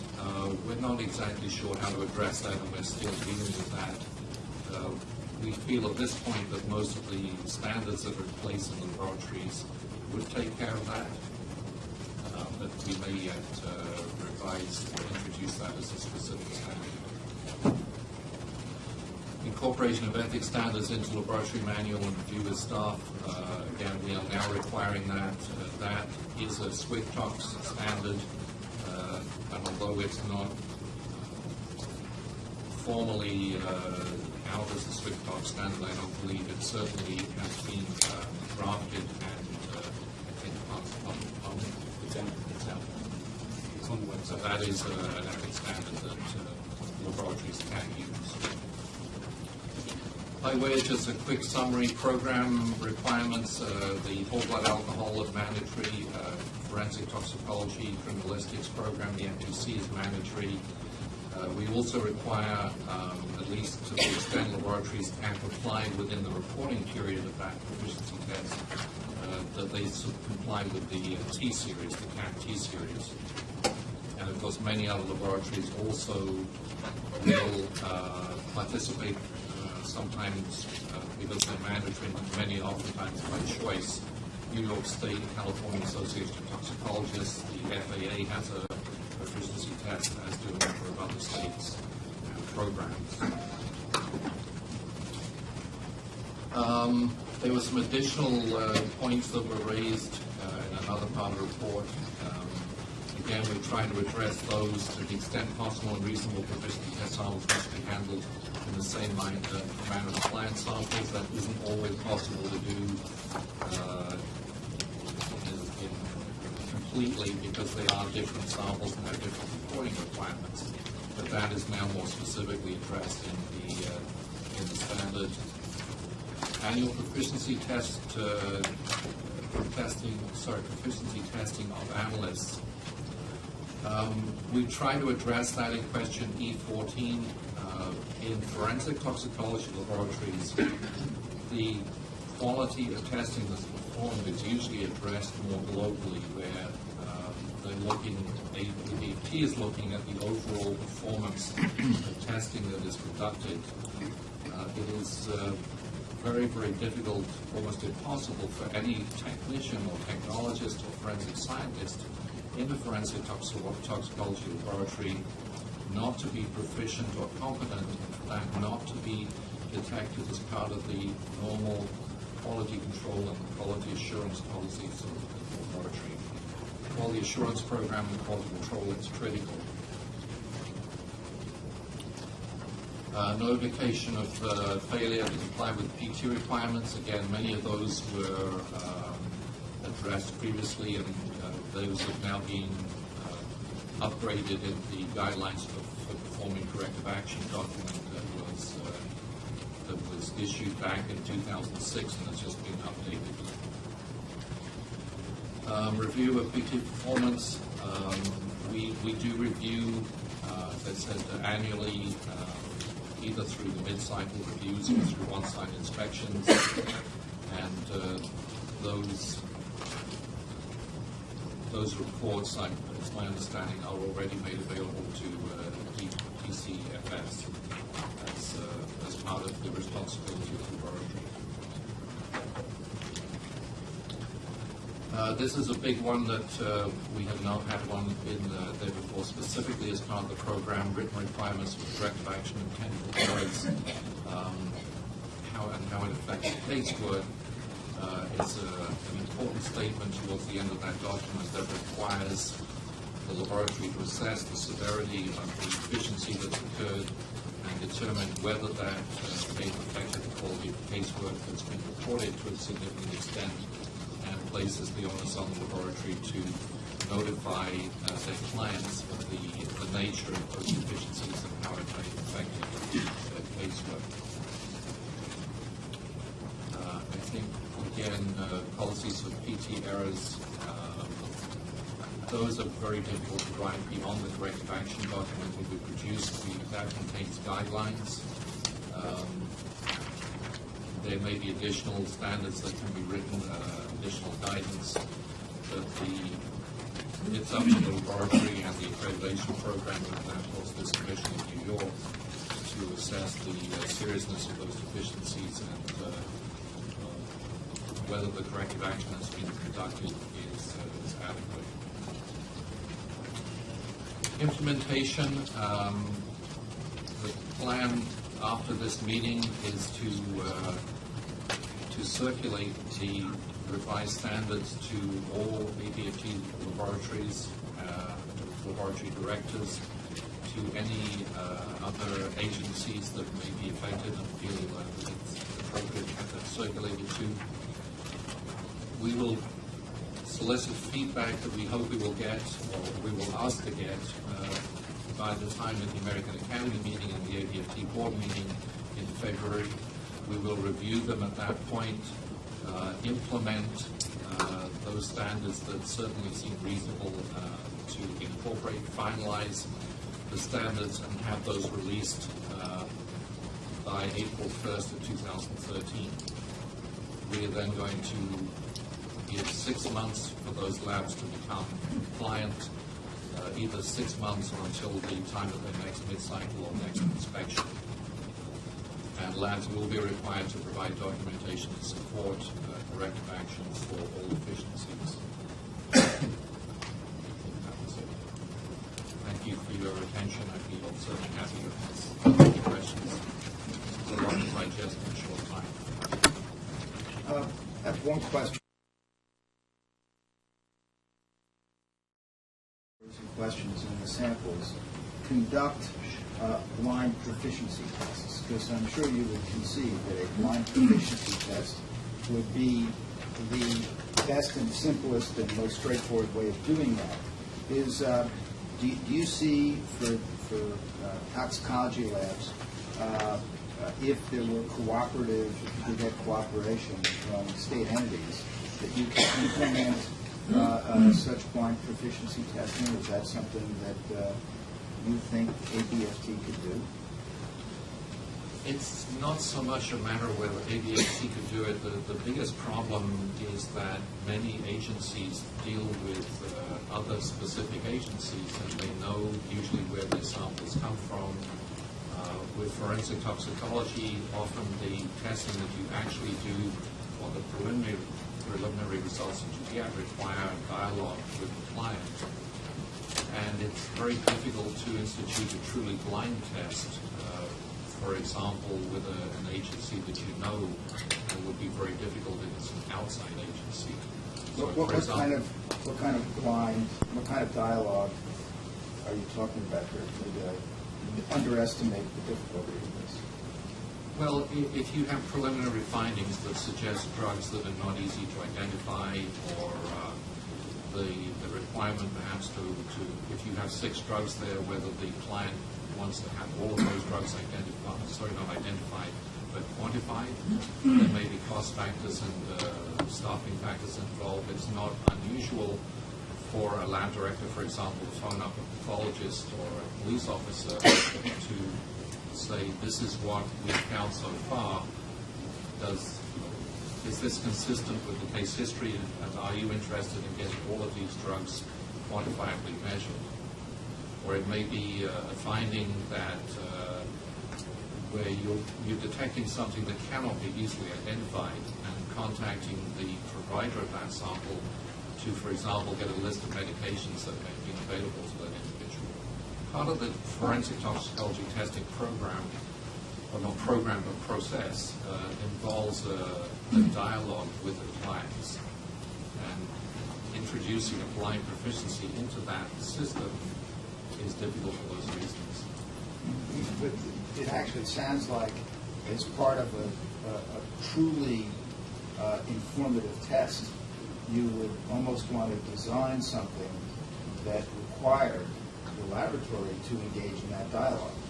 In other words, isn't it part of the responsibility of the lab if you get some request that's not a fully informed request given the samples that you've gotten, that the people in the toxicology lab know to present those other alternatives to the requesting agency, and that's the kind of thing that you want to be able to monitor and test. I agree. A good blind program should be looking at all aspects of the testing. It just gets to be a little bit difficult in a truly blind test. And the other issue you have to ask is whether that truly blind test gives you information that you wouldn't ordinarily receive from, for example, a subscribed proficiency test. Sometimes it may. Well, it sounds like you've identified something right away that you wouldn't get in a subscribed. Is there any subscribed tests that tests the whether the toxicology lab is responding appropriately and telling the submitting agency, oh, you need to do A, B, C, D, and E, and maybe even throw in issues of expense. I mean, in other words, the proper when we train lawyers, give you just a very simple example, right, on how they counsel clients, right, you would want to evaluate whether the lawyer is making the right responses when the client asks a question with respect to certain difficult cases. I mean, that's the dialogue and the process that you want to monitor. You want to see if people are doing that correctly. It's not simply a question of did you run it through the mass spec machine and get the right result. So it would sound like that's something important to do. Well, there may be another way of doing that, and that is by outside of a PT test per se, of monitoring client satisfaction as part of the program. Basically, is the client happy? I have a question, particularly, I'm sorry, we have that. Well, yeah, I mean, when you say is the client happy, I mean, when you're talking about the client may be happy and ignorant. That doesn't do the public very much good when you're investigating a homicide or another kind of serious crime. I mean, that to me is not the criteria. The criteria would be, are we all getting at the right results? And I'm not suggesting that everything in the world should always be tested in every case. That's kind of stupid. But you want to make, you're dealing with a lot of, I mean, we just sat here and we now know that lawyers may not be asking for electropherograms. I mean, I'm not blaming the lab if the lawyers are too stupid to ask for electropherograms, where they may not be even alive to the fact that certain reports with respect to the probative value of hair associations, are 30 years out of date. That's on the lawyers, I admit that. But let me admit further that, the lawyers need help. Prosecuting attorneys need help. They don't know what they don't know. And so that your answer provokes more interesting questions. I'd suggest, if I may, that perhaps I'm not convinced personally, at least, that the proficiency test program is the best way to do what you're asking. Right. So, repeatedly, when you were describing the standards, you kept referencing back to the client. And when we're talking about forensic toxicology laboratories, we're talking about laboratories whose primary responsibility is to analyze submitted items for the criminal justice system, right? And- Part of it certainly is, yes. Okay. But I take it when you think of a client, you're not thinking of the criminal justice system, are you? It's Well, the submitting because agency? many of us work for agencies that do medical exam like coroner work, which But your laboratory, you're talking about the client, you're talking about the submitting agency, whoever submits a sample to you? usually, yes. Okay, so then, if that's the case, and let's say you're a regional laboratory that gets accreditation from your body, and a small police department within that region submits a sample to you, and when you do the analysis, or a later analysis, you find out that there was a deficiency in the initial analysis, and looking at that one card you put up at the end, the one that was in all red, okay, you determined that it actually had a potential impact on casework. And one of the things you say there is that in terms of disclosure and the need or scope of any audit or review, that's something that you would discuss and work out with the client, is that right? From the program's perspective, ABMP's perspective, we would require that the laboratory contact whoever submitted the sample to them, the police agency if it was, and basically indicate this is the issue that's occurred, this is the nature of the deficiency, and basically enter a dialogue as to whether samples are still available for reanalysis, or if they're not, to indicate the nature of the problem and how that may affect the case. Right, but you, not only for reanalysis, but you also said to the extent there needs to be any kind of larger review of samples, that's something you discuss with the client? Not necessarily with the client, because there may be many clients involved. Okay. If there's a problem, forget for a moment even the defense and forget the court, okay? But at least in the courts in this country, the prosecutor is sort of the gatekeeper of material that goes out to the defense if it could be helpful to the defense or it's exculpatory. You aware of that? Yes. So if the submitting agency, who's the client, is a local police department, like you said, you wouldn't necessarily then notify the prosecutor as well? You would simply notify the client who submitted the sample to you of the deficiency and hope that they would do the right thing? You notice, do you see an independent duty of the laboratory that you accredit to notify the prosecutor, who may not be the client? Yeah, I understand what you're saying, and I agree.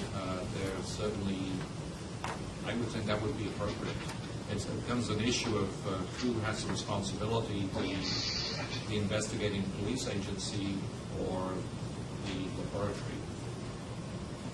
Well, you think you might want to modify that one then, so it's not just disclosure to the client, but also disclosure to the district attorney or other prosecutorial agency that functions in that jurisdiction?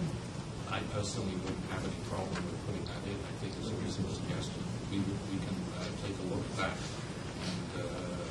and insert that wording in.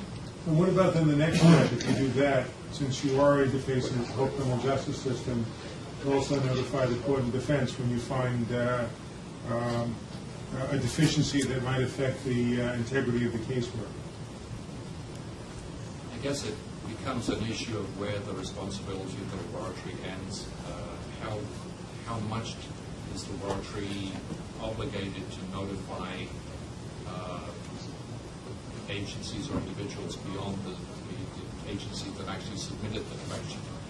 Because if you're talking about a police agency, the laboratory doesn't necessarily know that even charges are being laid at that point, or whether the matter is going to be before courts. Just one last point, just a question for informative purposes. Of the 31 laboratories that you accredit, or the 7 in New York, are they all governmental laboratories? No. In New York they're not? They are... Mostly? One of the laboratories is a hospital-based laboratory. Okay. I believe all of the others are governmental. They are. I mean, the way it depends on, you have another provision here about ethics, right? Everybody will know that there's a code of ethics and they'll be informed of it and see if they adhere to it. You know, one of the ways to make sure that people really understand that is to suggest or require that they do role-playing exercises with respect to difficult cases. Can you do that? Are you aware of laboratories that do that? I mean, other than moot court type exercises, I'm not aware of that personally. I'm not going to say it's not wouldn't be applicable to forensic toxicology laboratories, but most of the individuals that work in forensic toxicology laboratories are in a technical role where they're not usually faced with making ethical decisions. Well, that's where times have changed. You know, there is ethically in the latest set of forensic rules, it certainly can be construed that there is a quote-unquote duty to correct, a duty to correct that falls upon the laboratory. So when you become aware that a laboratory becomes aware that an analysis that previously had been submitted is not correct, right? Then, as Peter is pointing out, and we've had a myriad of examples on this, and people weighing in, like the past presidents of the American Academy of Forensic Science. There was a very controversial matter, which you might have heard of in the state of Texas, with respect to the execution of Cameron Todd Willingham and the more than decades-long use of outmoded arson analysis by certain individuals. So when you're encountering a case that's 10, 15 years old, somebody might be executed, right? Or somebody is continuing to be incarcerated, and somebody might be out there who will go out and commit a crime who hasn't been apprehended because mistakes were made. It could be an unsolved crime. That if it becomes, if you realize that there was an error, and it could even be not just an error that somebody made a mistake in the way they analyzed the materials, but that the science has changed and you can't stand behind your old results. There is a duty to correct, which falls on the forensic laboratory. So I guess what we're really suggesting, it would be good to try to revise some of this language to make sure that the laboratories are aware that the duty to correct and to inform appropriate authorities is not simply going to be satisfied by calling the police department and sending them a memo saying, hey, remember this case that's 15 years old, we can't stand by that result anymore, that some kind of appropriate inquiry must be made as to who the responsible investigating agencies are. And that's a very, very important question. It doesn't just even involve toxicology labs. It involves a DNA laboratory that's responding to a request. They have a new result on an old case, and they just tell the cops, and they don't tell the district attorney. District attorney wants to know that. So it's a profound issue, and being able to role-play some of these things out. I guess what I'm really suggesting to you is, now that Dr. Jenny's done this very good report for us, comparing your procedures and ASCLD Labs procedures, and you're rethinking all of this, I, for one, would react very favorably if you could start looking at some of these questions and give us some new, out-of-the-box, creative ways that ABFT would suggest to laboratories that they deal with these issues. That goes beyond just a checklist where you're checking things off, but shows some, thought and some good creative energy to recognize the additional responsibilities of forensic scientists in this new environment. Just a few questions. With respect to the root cause analyses, which you referred to at different points in the presentation, is it the requirement that there be written documentation of those analyses? Absolutely, yes. With respect to recording and monitoring testimony, I didn't quite understand your explanation of why that's problematic. It can be subjective, depending on in what way you do that. If you're a deputy director and you have your director who is similarly qualified to listen to your testimony, then certainly I have no issue with that. It should be objective. It's difficult in some jurisdictions to have scientists travel perhaps clear across the state to audit somebody's testimony because of their workload and related issues. One way that I know other programs handle that same issue is have a pre-made form that's they can give to the prosecutor or the defense lawyer to complete in terms of what the testimony was like. That is potentially problematic in that it's subjective. It depends on who calls you and whether your testimony was favorable to the individual arguably that called you. Dr. Jones, one of the problems that we've uncovered in these multiple lab scandals and failures across the nation has been in the area of testimony. Where lab technicians gotten on the witness stand and woefully exaggerated the results of what they did. In some cases, outright made it up out of whole cloth. Mr. Neufeld's colleague, Mr. Garrett, wrote a whole book about this. And so I'm not quite sure I'm understanding, and I'm trying to understand what the problem is. I would not require, as a member of this commission, for anybody in any lab to go halfway across the state. I would settle for just a series of rules within each lab that says when a technician is going to take the witness stand, that you keep a record of that. There'll be a log set up. X testified on this date, and that when X got back from court, either a day later or weeks later, or whatever you could fit it in, somebody at the lab, his immediate supervisor, even somebody else, sits down with them and says, how did the testimony go? What did you say? Now, there is an expense involved. The expense involved is obtaining the transcript. But surely, that would be one of the more productive exercises, subjective or not. Because if the technician goes off to court and says something like hair comparisons are, we found X and Y, and forgets to mention that hair comparisons are not properly documented, you might want to know about that as the boss of the lab. So it seems to me that ought to be just a minimal requirement. And just so we're clear, back in September of 2010, in this commission, we took testimony from 3 lab directors inside of half an hour. All of them were ASCLD labs. And I asked the question about whether or not they monitored the testimony. All 3 directors had checked off on the list that they monitored the testimony. It turned out 2 out of the 3 didn't monitor the testimony at all. And we got various explanations for that. In fact, Dr. Jang, after I asked my questions, was puzzled as to why the lab director checked off we monitor it when they had. The 3rd person said, we monitor it, but only if it involves a conclusion, and then I have to go to court, then I look back to see what I'm doing, which I didn't understand at all. But be that as it may, why wouldn't we want to do this? Aren't you interested in how the technicians are performing in court to make sure that it complies with the scientific basis of what they're claiming? The short answer is yes. Obviously, we want to make sure that people that are testifying from ABFP labs, their testimony is appropriate and accurate.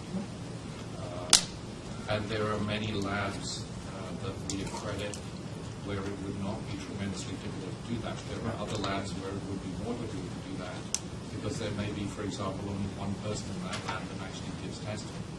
In September of 2010, one of the lab directors I was referring to told us that they used the form, that they had a form. The DA would fill out the form, and they would get the form back. And so we followed that question up and said, well, how many of these forms do you have? Do you keep them? Where are they? We didn't get much response to them. So I don't know that the form is the answer. Like Mr. Sheck, I think I would urge you to start to think out of the box on this and to require that there be some mechanism, some set of rules, guidelines by which this testimony is looked at. Because it can't be on appeal 30 years from now when the guy's been in jail. That's not good. We all agree on that. So if we can do it up front, and you find something immediately that's not good, you can notify somebody. Which brings me to the next question. The client. North Carolina had a major scandal a few years ago involving its SBI blood serology. The state of North Carolina enacted new legislation, and one of the things they put into the statute, right in the words, is the product of the laboratory from hereforth belongs to the criminal justice system. So if I heard you correctly, when you spoke to the questions that Mr. Neufeld asked you, you said, well, I think it would be responsible to tell the police, right? What prevents you from going to the next person, which is the DA, or to the defense attorney? Where would the cutoff be? Why would you even set up a cutoff?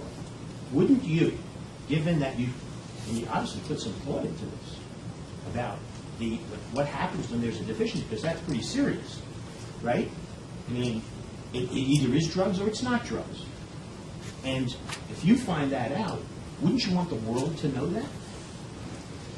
Well, you want to make sure that, obviously, not to sound too trite about it, that justice is served. Right. And it partly depends on the circumstances. I would not be certainly adverse to changing the language or drafting language that included the criminal justice system, certainly in those cases that involve the criminal justice system outside of, for example, post-mortem investigation, the coronial or medical examiner system, where you're then dealing with still the submitting agency, which is the medical examiner. Well, I would ask you to take a look at this issue and change your thinking, because I think the world's changing, and it's the criminal justice system. I know that, for example, Dr. Corrado, on a number of occasions, has pointed out that her lab gives up everything to the DA. But she doesn't give it to me. I can have to go request it, but the DA gets it.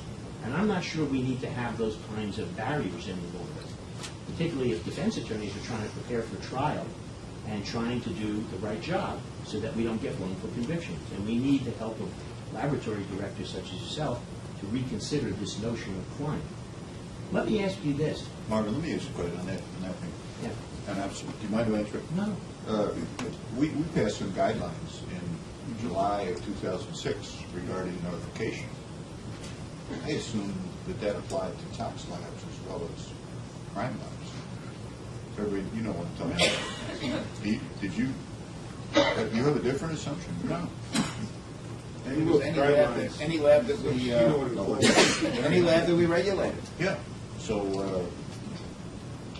Mike, at some point, I think We better get those regulations. they ought to be, the tox labs be made aware of that. I think they. I'm sorry, Marvin, go ahead. No, Marvin, before you go on, let me just make a specific constructive suggestion along the lines of what Marvin just raised with respect to testimony. All right? And that is, I heard in your answer, you said that one of the problems in monitoring testimony, you want to make sure a colleague is there.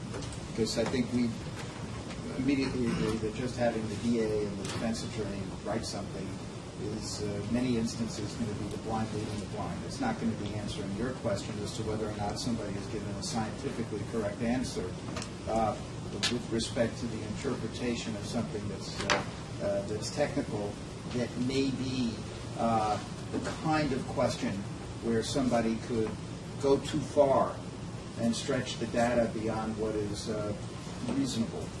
And if, again, and this again goes to what I was suggesting about role-playing on ethical issues, but as a first instance, you might try to identify those kinds of questions that you're routinely asked, right, in toxicology, where people on either side may want you to go further than ordinarily the data might allow, the ones that are troublesome, and then at least make sure that people are ordering the testimony, reviewing those, and that, and you should know that the FBI, for example, again, when it came to composite bullet lead analysis, and as you know, that was a whole discipline where they eventually decided that the science didn't support what they were saying, and they went back and conducted a very expensive review. But after that whole process, they implemented a protocol for review of agent testimony, because so much of the composite bullet lead analysis review was the agents reviewing testimony of their own people that went beyond their own parameters, just as in the hair cases that they're looking at. So getting ABFT to, require at least some kind of periodic review of transcripts, better still colleague-to-colleague review, maybe suggesting that if labs within jurisdictions, do a review for each other, but even targeting those cases, right, or those particular assays, which are potentially the most troublesome, might be a good thing to do. And just being able to suggest that they do that. You may even wind up saying it's in the analysis of, I don't know, what's the most controversial, A, B, C, and D, where you wind up with the most difficulty from your quote-unquote clients and adversaries on the other side to, suggest that those would be the best ones to look at. That might be something that would advance the ball. We can certainly take a look at that, and there's certainly, I think, opinion evidence is living there. One final area for me.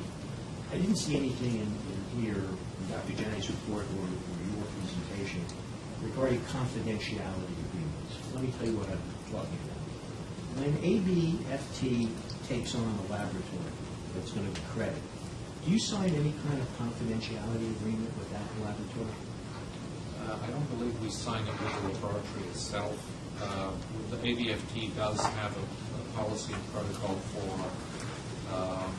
for its board for signing confidentiality agreements. And I think we're in the process of extending that to inspectors, origin inspectors. What would that consist of with respect to the inspectors? It would essentially not to disclose confidential information to other parties where it would be improper to do so. You mean confidential information that they gain in the course of an inspection of the lab? Yes. I mean, you're looking at a couple of different issues. One of them are general lab practices that you would be talking to your colleague from 2 states away. And the other issue is confidentiality regarding specific cases, because obviously we're looking at names of individuals, either in the criminal justice aspect or the death investigation aspect. And that's the extent of the confidentiality agreements?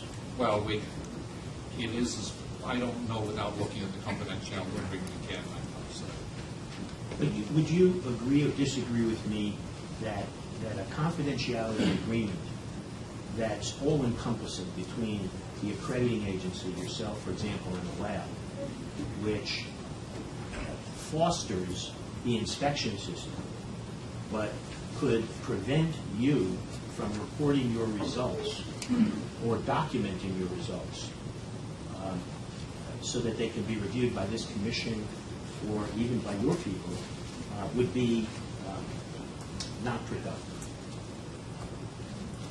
I would agree with that in general, yes. I'm not sure I totally understand the thrust of your argument. Are you suggesting that an inspector... I can be more specific. Okay. I'll lay it out for you. In a recent court case, an accrediting agency argued that it should not answer a subpoena for its accreditation records of a lab in a pending criminal matter because it had signed a confidentiality agreement with the laboratory. Can you imagine that situation occurring within the confines of the ABFT? I can tell you we have responded to legal subpoenas for information. You have? Yes. And you didn't say, I'm not going to answer this subpoena, I'm going to fight it because we have a confidentiality. No. If it's a legal subpoena, we respond. Good. Thank you very much. Gentlemen, just a couple of quick questions. When we're going through your presentation, you talked about the idea that now validation can be used in all procedures. I was just looking through, and again, it might have changed since then, the document that we provided earlier. It's a draft, November 2012 draft of the accreditation manual. And under G12, which is on page 30, it says infrequently run quantitative assays, e.g. less than 5 times annually, need to be regarded as self-validating. No, That's just an older version. Yes. Okay. And again, just a couple other questions, and I'll do that quick. Corrective action, do you encourage or do corrective action on actual casework samples or just proficiency tests? Well, the proficiency test, no. The difficulty is knowing when corrective action is required in regards to casework, because of course proficiency tests, we know what the answer should be. Right. It's very difficult with casework to know if corrective action is going to be required. If a situation does avail itself where you have a sample where you can tell something didn't go right, would that warrant corrective action or root cause, even though it's not a proficiency test? Yes. And the last thing, which is kind of in combination, is ADFT looking at anything with measurement traceability or uncertainty? We've certainly been looking at it. We don't have any immediate plans to introduce, traceability, we will be looking at that. Introducing measurement of uncertainty, a number of us would like to introduce, but we don't have plans to do it within the next year. Those items are under consideration by SOTOS. So within a year or so, there should be a standard for those issues.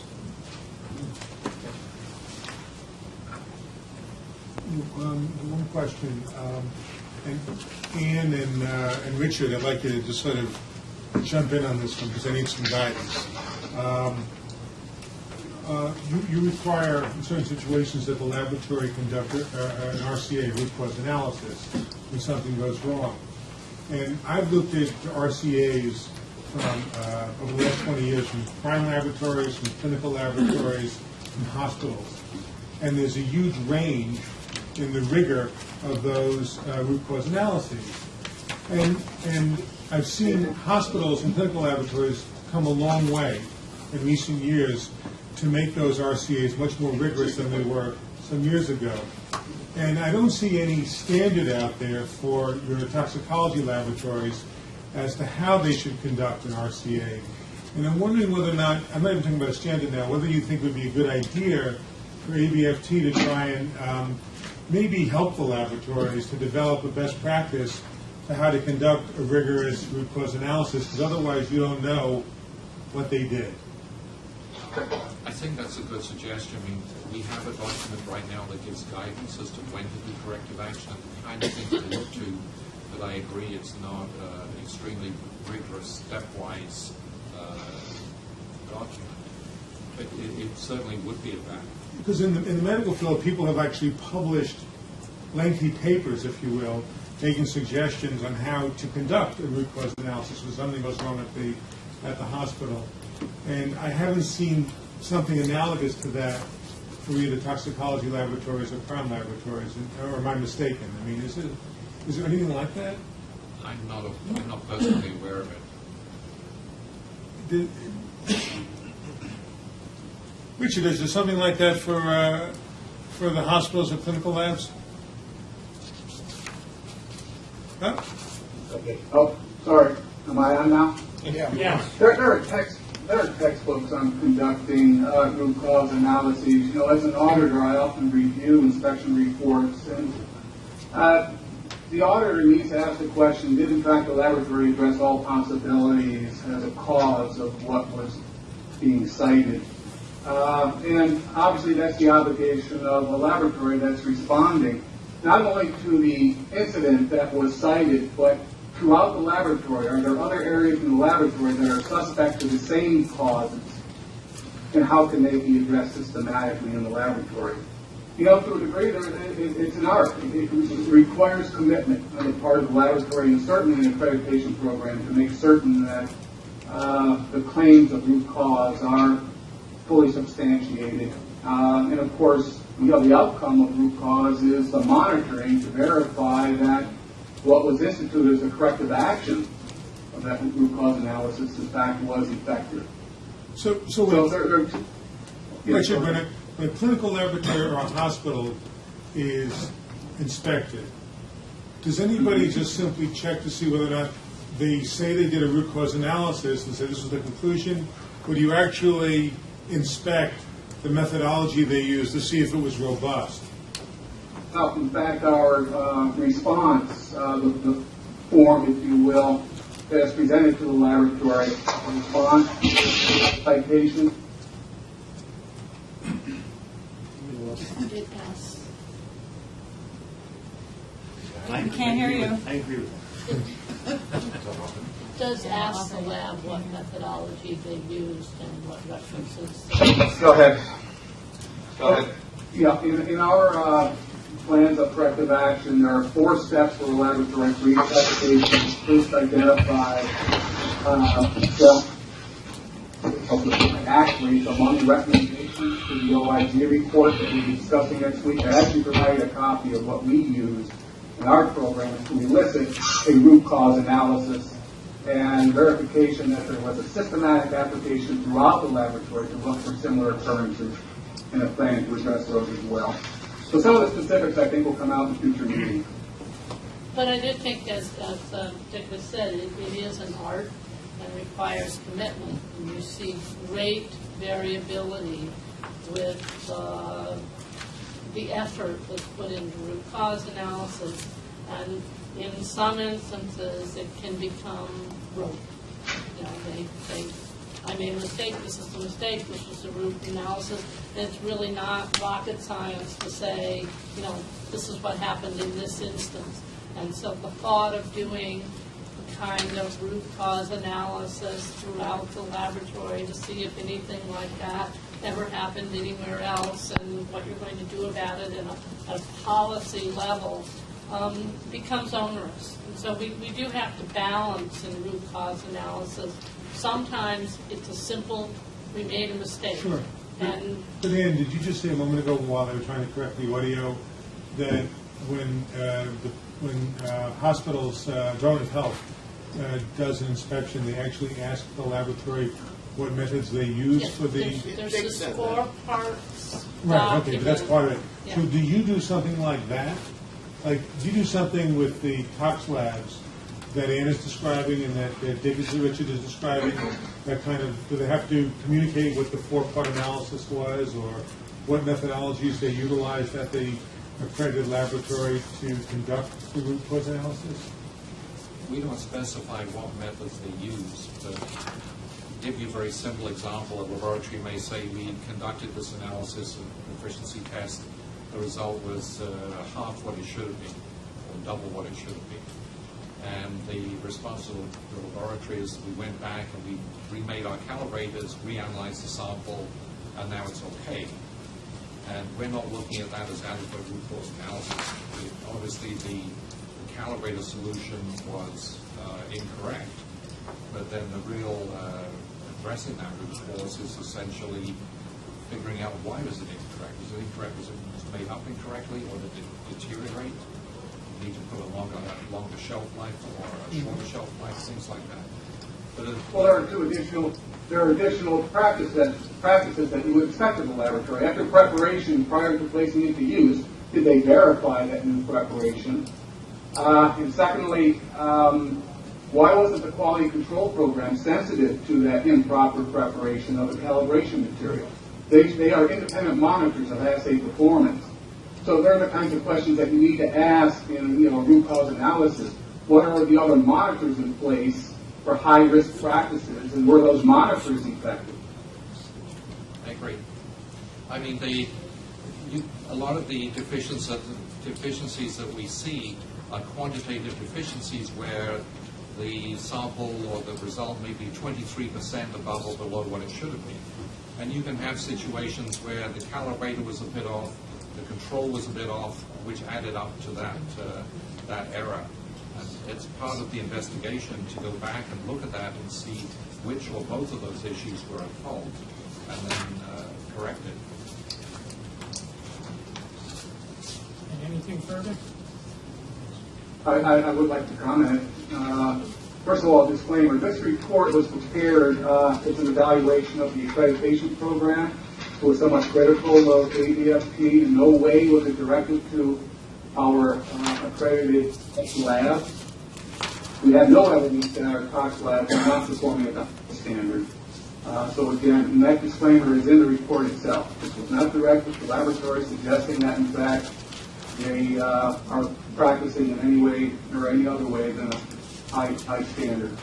I want to thank Dr. Jones and Dr. Goldberger, first of all, for accepting the report and giving that consideration and making substantial changes to your accreditation program. Very much appreciated. Obviously, after this afternoon's discussion, there likely will be additional recommendations coming your way. In fact, next week we have an additional meeting to further discuss requirements of accreditation programs and of the commission itself. So you might expect down the road additional expectations to require.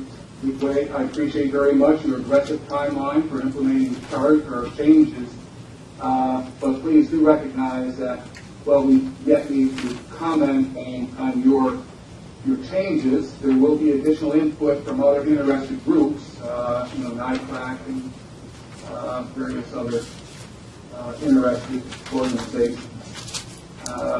So again, thank you very much. Considerable effort on your part, and we look forward to continued improvement. Thank you very much, Dr. Jenny. I'm not sure if I should be asking this to you or not, or to the Commission Chair.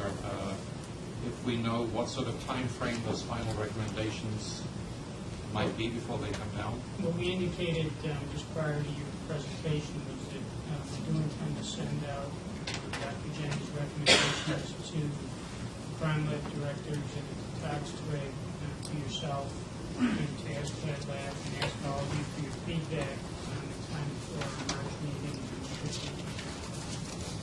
And I want to join Dr. Jenny thanking you again. Thank you for your time and information you've given us. Thank you for the opportunity. Thank you, John. Thank you. We have another issue with them if you want to dig in one at a time. Suffolk County. It is later on the agenda, but I don't know. Why don't we just, if you don't mind, let's just go over. Okay. All right. Our next item on our agenda, under old business, is the Monroe County Crime Lab. We do have in your packets the October 31st letter from myself on behalf of the Commission to John Clark of Monroe County Crime Lab. We also have a response dated November 16th of 2012 from John Clark, and I think it was entitled A Management System Review of the Monroe County Crime Lab. I should indicate that Monroe County, due to a conflict that they could not avoid, asked for permission to participate by a video conference, and we did grant them that opportunity. So I guess with that, I'll open it up and ask, first of all, if there's anything Mr. Clark or anyone else in Monroe County wants to add to what you've submitted to us in writing. Thank you, Commissioner. We don't really have anything to add. I would also thank you for allowing us the opportunity to appear by video conferencing today. We very much appreciate that. And by way of introduction, my name is Dan DeLoss. I'm the Deputy County Executive. To my right is Brett Granville, Deputy County Attorney. Across from me, Steve Bowman, our Public Safety Director, and John Clark, our Acting Lab Administrator. Just want everyone to know, as we said that the last time that we all appeared, it certainly is important to the county executive that our lab run properly and efficiently, and to that end, we have conducted the review and filed the results with the commission, and we're here today to respond to any questions. With that, I would open it up to questions or comments from any of the commission members. Gentlemen, anybody could answer this. I see in your response to the commission that you did form a crime laboratory advisory panel, that it had a meeting in September 17, 2012. This response is November 14th. Has there been a second meeting, and how is that panel working? We had a second meeting just yesterday. I think in my response I had alluded to the fact that 2 subcommittees were developed out of that crime laboratory advisory panel. One of the subcommittees has dealt with the priorities and submissions to the laboratory. And going forward, it appears that that subcommittee is going to be very helpful in reducing some of the submissions to the laboratory, thereby making us more efficient. Presence of a defense attorney on the panel has not led to any unforeseen circumstances or caused the sky to fall, has it? It's because it wasn't you, Bob. No, it is not. Thank you.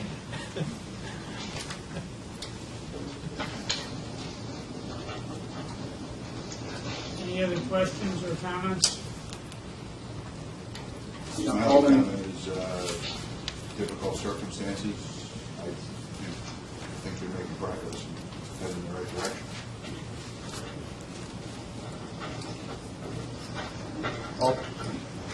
Dr. Jenny? There was a little bit of comic relief in reading the report.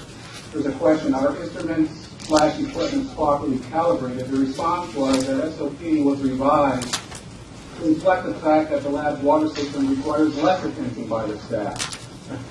I'm sure I'm reading that out of context, but and I don't try to have you address it, but I found that somewhat comical. With regard to your statement on blind proficiency testing, thank you very much for taking the question and giving it thought as to what your role as a public safety office might be. I take this response as being very positive. Essentially what you're saying, cost aside, we know that there are costs associated, and who should bear those costs, that's another matter. But practically, administratively, what I read in your response is that, in fact, laboratory clients, with perhaps your office's supervision, could in fact present to the laboratory casework as blinded. I believe this report is an opportunity for the Commission to further discuss opportunities in developing the blind proficiency testing program. In collaboration with DCGS, of course, perhaps there's a funding opportunity. But if we are able to stage and select the disciplines, I know some disciplines it would be more difficult than others to introduce, evidence that's blinded. But there are some, and some of our problematic disciplines, such as drug chemistry, controlled substances. DNA is not a problem, but again, that's a high-volume, automated discipline. I think it would be fairly easy to introduce blind PT. So, again, I think there are opportunities here to continue the discussion on the mechanism, administrative practice for blind PT.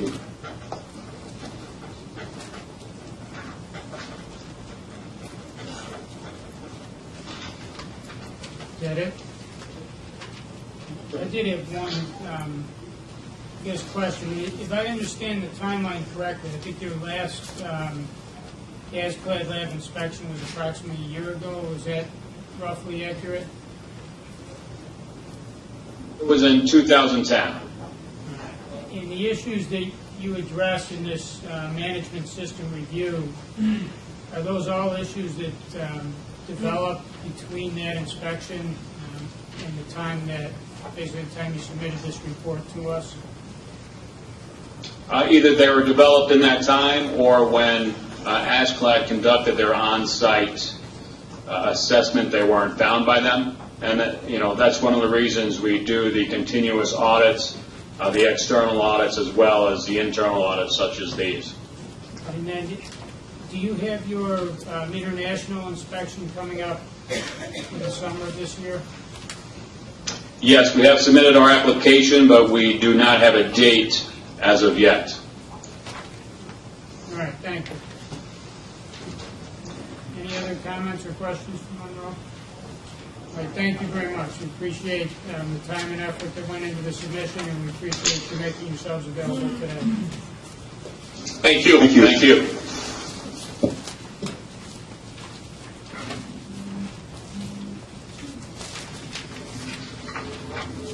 The next issue is new business.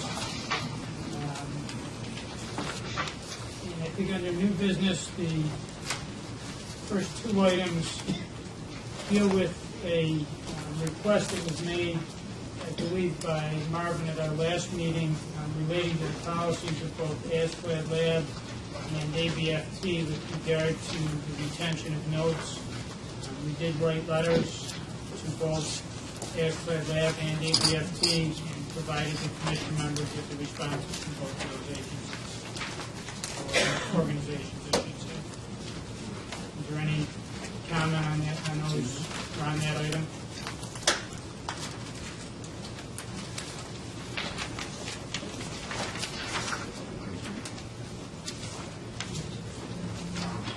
Our next item in terms of new business goes back to ABFT, and I'm sure they've gotten their documents back. No, so why don't we'll move on and when we get back, we'll cover this item. And then next we have lab disclosure. Oh, I'm sorry. Next we have, still under new business, we've got forensic quality services. We did write to the commission in the past, and after exchange of several letters, we did tell them that they could come in and make a presentation today, and we're here for that presentation. You want to come forward?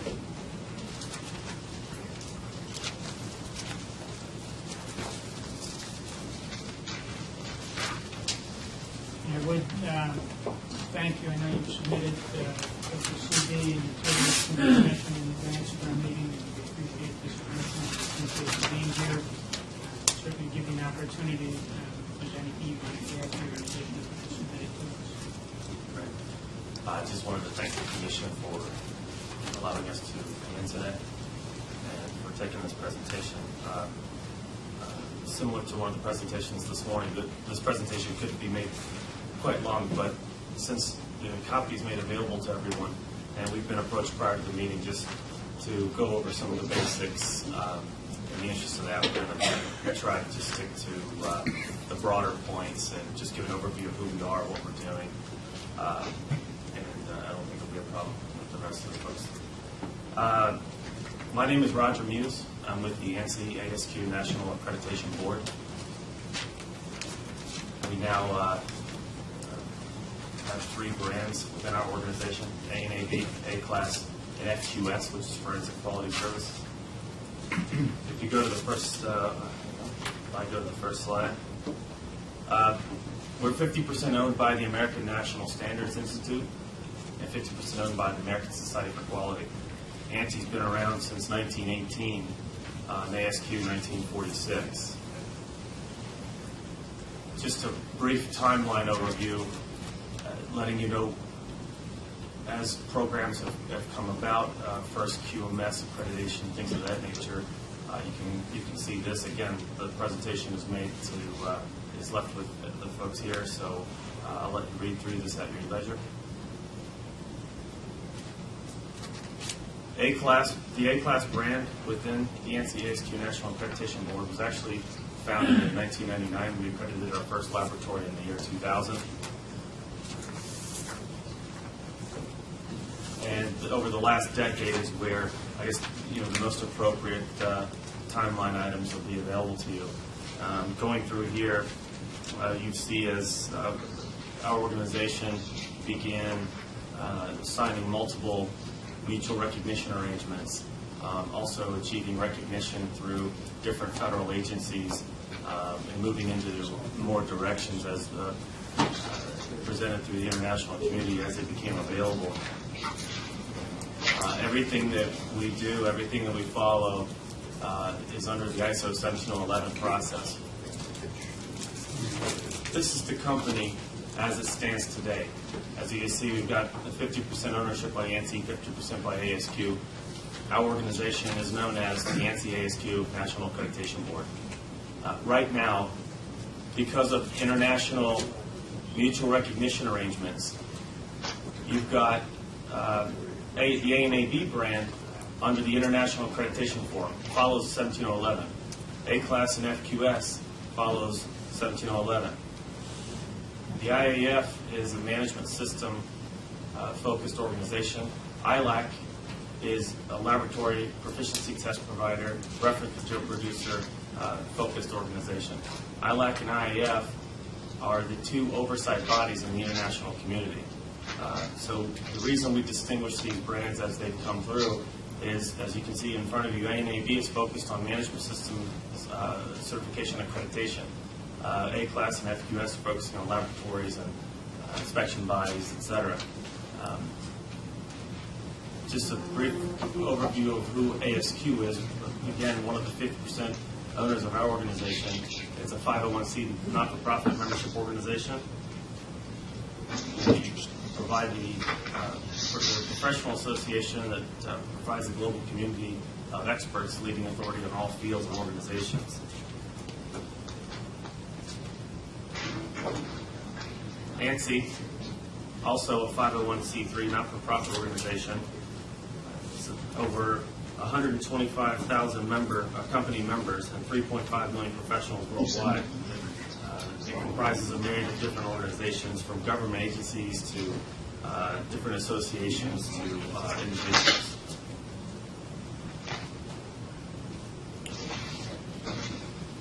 ANSI is the ISO member for the United States. There's only one ISO member per country. So any ISO standard that gets voted upon goes through ANSI through different types of vehicles. Some of them you hear of as technical advisory groups or tags. Any ISO standard that's up for revision, or if there's modifications such as the evolution of Guide 25 to ISO 17025, these all are voted upon in our country through ANSI. We have different types of membership, involvement, different folks around the world who participate and help cast our vote as one for the United States.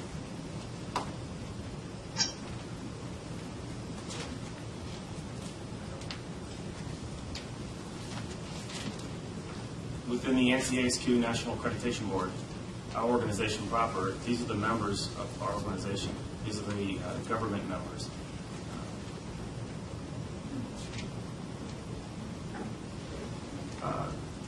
Just briefly going to look at this. I realize hardly anyone can see this on the screen, but this is a third-party conformity assessment model. This is illustrating that there's really no one impactful conformity assessment program in a conformity assessment architecture. It generally has something to do with the management system aspect, product certification aspect, laboratory accreditation aspect, and so on. So this is just illustrating that there's many aspects to a good conformity assessment model. Examples of this would be something of the nature of how food safety industry is trying to deal with keeping food safe, or how the NIJ is trying to understand how to keep body armor to protect our officers. This is what the rest of the world is using all in. Within our organization, we actually run each one of these programs. Was there a question? Sorry. Yeah. So does this mean that if your organization were to take over the accreditation and assessment of labs in the state of New York, that in accordance with this generic third-party conformity assessment model, you could tailor the kinds of questions? You wouldn't be a cookie cutter, just using the ISO model. You could do things that, let's say, this commission asked you to do, to look into more creative ways of assessing our labs and make other suggestions. Is that what this is? That's not what this is, but we do that. And the examples of that would be with the Department of Homeland Security or the National Institute of Justice, body armor, the toy safety legislation, somebody or an industry group or a federal or local municipality will come to us and say, we really like the construct of ISO 17025. We don't feel that it has the rigor in these elements to do what we need it to do. We would like to take the ISO 17025 program, add specific line items to that, and then deliver it as a new conformity assessment program. It may not involve product certification. It may not involve managed systems. It might just be laboratory in the sense of DoD environmental program. They really like the construct of 17025. It is the main standard for laboratory accreditation around the world. But they wanted it to be focused on their environmental restoration and cleanup. So they took 17025 and they essentially added layers or gray boxes to the standard. We then, as evaluated through them, we then go out and enforce that as an accrediting engine. So, in other words, you heard some of the discussions that we've had here so far about the difficulties of implementing blind proficiency tests, the difficulties of monitoring court testimony, the difficulties of trying to assess what, let's say, even a tox lab says to a provider, and how to, the issues of how to train people on understanding their ethical obligations to inform people of incorrect results, those kinds of things. You might be able to say, I understand these questions, and come up with some plans to deal with those concerns that go beyond just what's in the... Right. It works that way, but not in reverse. So we could never take away from a 755 standard and give somebody and deliver that. What we could do, as you suggest, is, and what we do with industry groups, we do this with local regulators and municipalities, we do this with federal agencies. We'll, as you suggest, we'll take that and sure, we'll deliver the accreditation product that they're asking us to do, and basically tailor it. And could you give us a discount, since this commission is the leading entity in the country in dealing with these issues, and this would be a terrific model for the country, and Fitzpatrick will negotiate that. Right, I would like to make one comment. I'm Terry Mills. I'm an accreditation manager for FQS. My background, I am an analytical chemist. I've been in forensics since 1969. I'm a big promoter of ISO because our lab was one of the first labs to get it back in 1999, and I really like the ISO concept. But as an example, you mentioned, we do take, for example, the FBI QAS, which is a very robust document in DNA, and that's what we require all our laboratories that do DNA to follow. So we take that program and incorporate it into our accreditation body. And we've done that with several other programs. We take those and incorporate. And of course, as what you said, is your commission here, is if you come up with rules and regulations that you do want your own laboratory systems to follow, that will be incorporated into the accreditation program. We are experts in the field, but we are not the experts in every single discipline there is. So we take a lot of guidance from IAI, other entities that come up and stay current with the current trends and requirements of their professional disciplines, and incorporate it into our standards. So our standards are always evolving to include the current things that need to be done. That helps answer. Yeah, have you, by the way, looked at the Inspector General's report with respect to the Nassau County Crime Lab? Because next week we're going to have an extensive discussion of their recommendations and how we respond to them. You might want to take a look at that. You might want to take a look at all three reports of the Inspector General. There's one from 2008 involving a lab here in New York, in upstate New York, and one from 2011 involving 2012, Monroe County. All three reports can be found on the Inspector General's website. Which forensic laboratories are accredited by you so far? Or is that one job? We'll go into some of those. We could list off a few as well.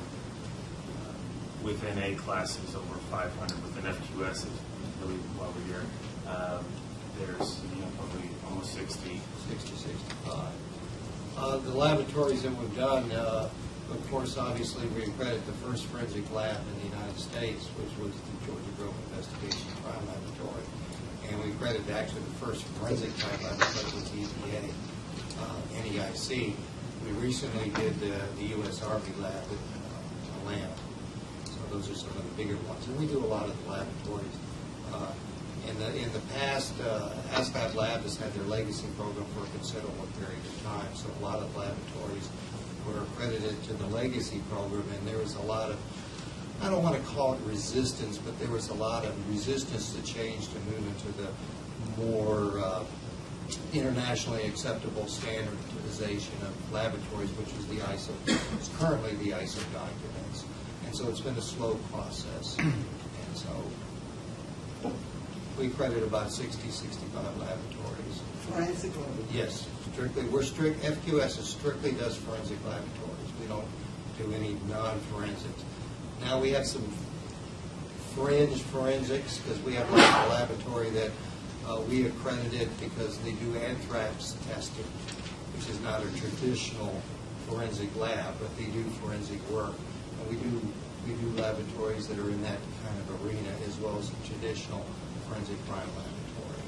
So our field of assessments is quite extensive and large. And we just finished doing that, like, for example, the U.S. Wildlife Laboratory up in Oregon. And we had some disciplines that are not normally in the traditional forensic police crime laboratories, such as morphology and animal type stuff, which we accredit under the ISO programs.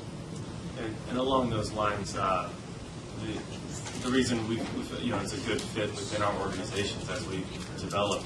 You asked the question which forensic laboratories we've accredited. Just within the A-class brand, since 1999, we've been accrediting microbiological laboratories with many subdisciplines since '99, so over a decade and then. You're accrediting Petri providers? We do, and I was going to go to that slide. I think there might be one question on the previous stuff. We've got a couple of questions. Okay. Marvin, Are you in North Carolina? We're headquartered in Milwaukee, but we've got an operation in Tampa, Florida, and an operation in Washington, D.C. Are you accrediting any labs in North We Carolina? will credit the North Carolina SBI lab, where it's been renamed as the North Carolina State. And are you the accrediting agency now? We will be, yes. And We're working with all you'll be that. the only accrediting agency? I do not know that. Is that part of the brand management that you renamed the laboratory? Yeah, right. No, that was, we were contacted by the legislative grouping in North Carolina, and we were told that because of all the issues, that we would be one of the, at least the accrediting body, and there's been discussion just recently whether or not ASCOB Lab would also be allowed to reaccredit them. That's politically decided beyond movement, so. Do you think you're going to be in there? Yes, sir. Just regarding the 60 to 65 laboratories, are you accrediting all the disciplines? I know historically FQS has allowed just a single discipline, and I know it's been a lot of biology sections that are looking to submit to CODIS. So of those 60 to 65, are those all the sections, or are there some that are part sections? That's a little hard to answer. Most of our mature laboratories that have been accredited by FQS are, all the disciplines are covered. I've got a slide on this. FQS operates under the philosophy, especially with laboratories changing from absolutely no accreditation to ISO, or from other accreditation type systems into ISO. Sometimes that is a very large jump. And some areas of forensics is much easier to accredit under 17025. And the reason for that, 17025 was developed really for analytical chemistry laboratories and metrology. Well, chemistry and toxicology and DNA fit that pretty easy, because that's what they are. They're analytical chemistry functions. But when you get to crime scene and latent prints and firearms, those really are not analytical chemistry functions. And sometimes it takes a lot of effort for a laboratory to get those sections into a model and mold to meet all the ISO requirements. We will not accredit a laboratory unless they meet all the standards. That's what the standard means. You're in compliance or you're not. If you get that standard, you're telling the world, I meet everything. And sometimes the sections aren't quite ready. We allow those laboratories to go ahead and credit the areas that they're ready for, and as the other areas come along board, they eventually get credit. We did, for example, the Philadelphia Police Department. They started out with chemistry, DNA, and toxicology. And then the following year, they added firearms and latent prints. And I think this past year, they finally added crime scene, which is probably the most difficult one to add. And that's the reason why ASCOB Lab even has that as an option. It's very difficult to fit in the mold of fitting this discipline into the ISO 17025 standard. So yes, we do allow what we call expansion of scope. This is a common thing in the 17 program. To help answer your question on that answers that. Sure. Yeah, I guess the follow-up concern that I have with that is, I guess you're looking at the management system of the laboratory when you're only looking at one part. I wonder how effectively you can look at the management system of the laboratory. And again, I think that comes to mind is what happened in Detroit, because they were accredited in one section, and then there was other problems that came up that led to the failure and closure of all sections, including the accredited side. Because, you know, and I think that's what I'm thinking of, is how is it possible to avoid problems like that when you're looking, ISO should be looking at the management system itself, not just individual Right. sections. Well, in Detroit, FQS did accredit it to Detroit DNA Laboratory. And we looked at their management system, which met all the ISO requirements. And they met all the DNA requirements, and that's all they were accredited to. FQS was not looking at how well their firearms or their lay print section worked. That's not where their accreditation is. So we were not invited in to do that. That was their decision.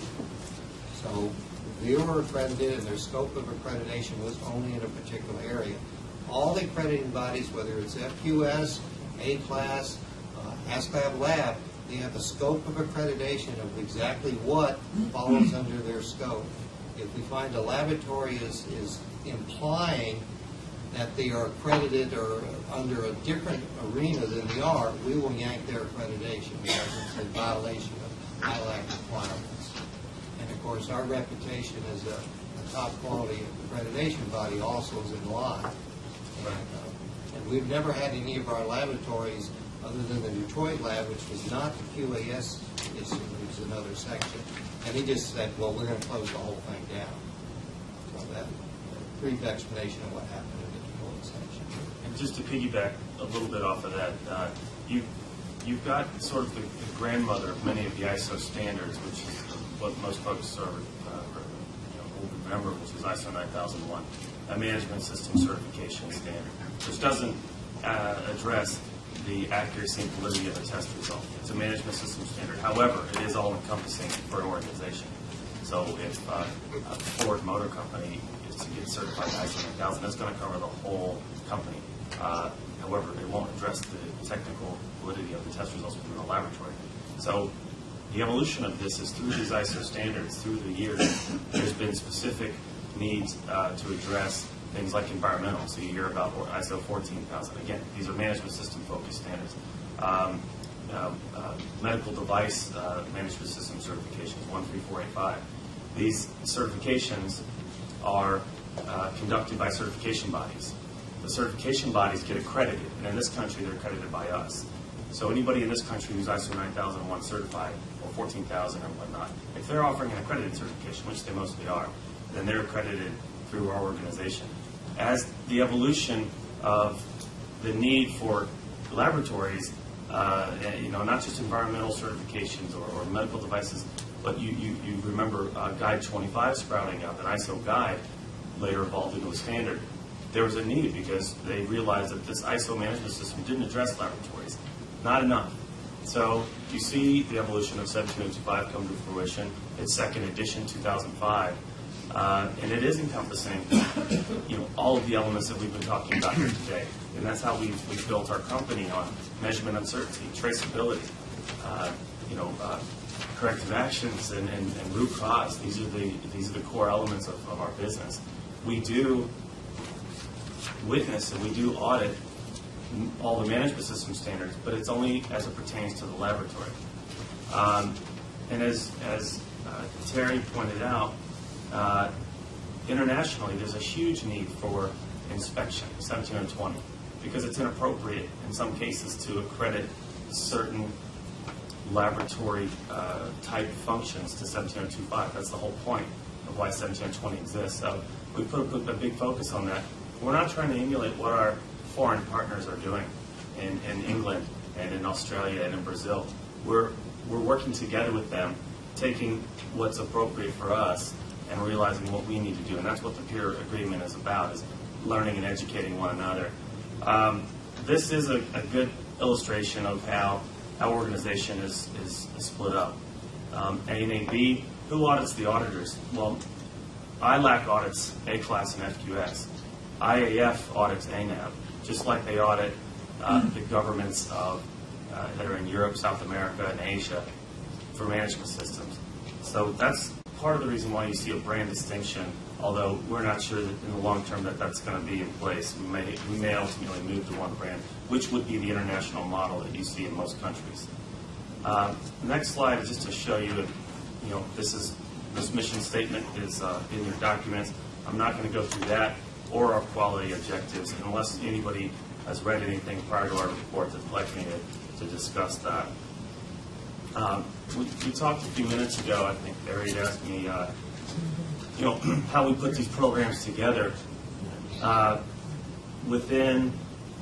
already discussed the DoD and their environmental restoration program, but also that these are lab-focused programs. Within the management system side of the house, Department of Homeland Security reached out to us as the only accreditor of the management system certifying bodies to build an accrediting program for their emergency preparedness program.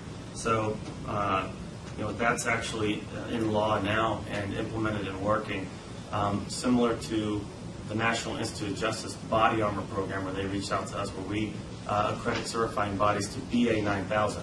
Again, it's like ISO 9000, but they saw a particular need to have body armor specific elements in there. And by the way, they also require laboratory accreditation in that program. We continuously accredit or develop programs. These are some of the programs in development now. What's counterfeit components? Well, we're working with the G19 initiative, which is Boeing, NASA, Pratt, many of the aerospace companies who recognize that in their supply chain there's lots of counterfeit components. And so their suppliers would say, hey, here's my product, and they would identify a counterfeit within their product would be detected, and they would say, hey, sorry, it was in my supply chain, and they're saying, no longer they're responsible for their own supply chain. These are, 50,001 energy, Department of Energy initiative, 15189 medical laboratories, things like that. That's where they took the ISO standard and added these additional requirements for the medical laboratories and hospitals, because they're in a unique situation and they felt they needed their own specialized extra procedures to guarantee that the hospitals and research laboratories and the medical community were doing the appropriate stuff, especially testing in vitro testing and things like that. And T&I is the new revision for the NELAC, the environmental protection, where they're looking at taking ISO and adding their requirements to the ISO document. Their requirements are like 3 times the size of the ISO document. But they see these specialized functions they want to be sure that are covered to guarantee, not guarantee, but to have a high level of confidence that their laboratories can do a good job. Is there any examples or models that you can give us as to how the various changes are made? In other words, was there, take this spot, if we formed a committee, right, that is composed of various stakeholders, whether it's the defense bar, the judiciary, the prosecutors, the lab directors, the police agencies, and tried to identify some of the special needs that occur within a forensic application to criminal justice system. Could that kind of a body work directly with your people? Is there some precedent that you can point us to as to what was a successful interaction that produced good standards? Yes, sir. A lot of people think that when you get ISO accreditation, say to 17025, it's only the ISO standards, and that's not correct. The ISO standards is like the top-tier document, like our Constitution of the United States. Then we have the accrediting body, which has its own specialized requirements due to the national requirements that we have to follow.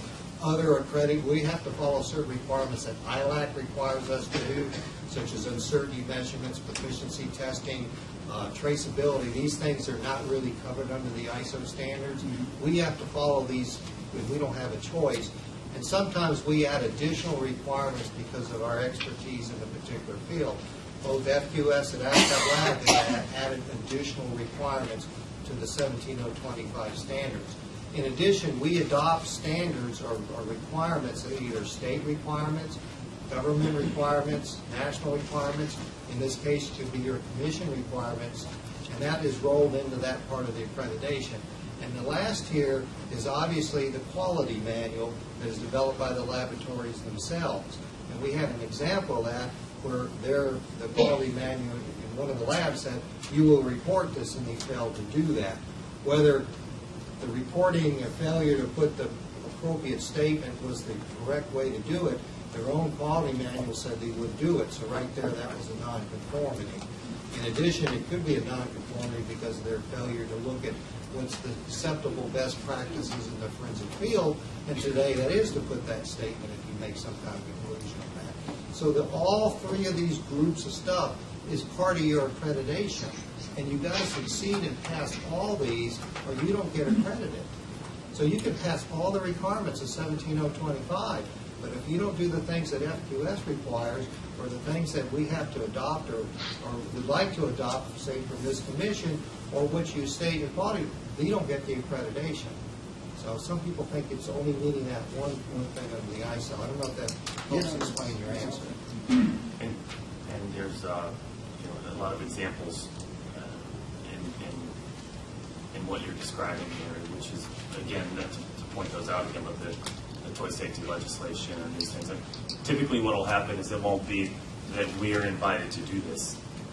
You're buying into the system, so it would be us or any of the other signatories to ILAC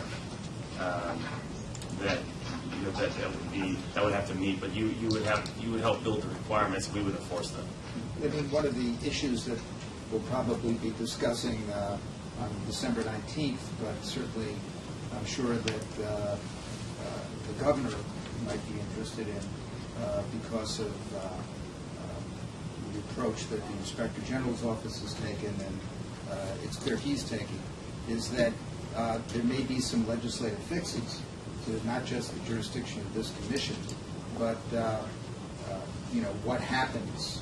One of our recurring problems is what happens when we have when we have a bad test result, right?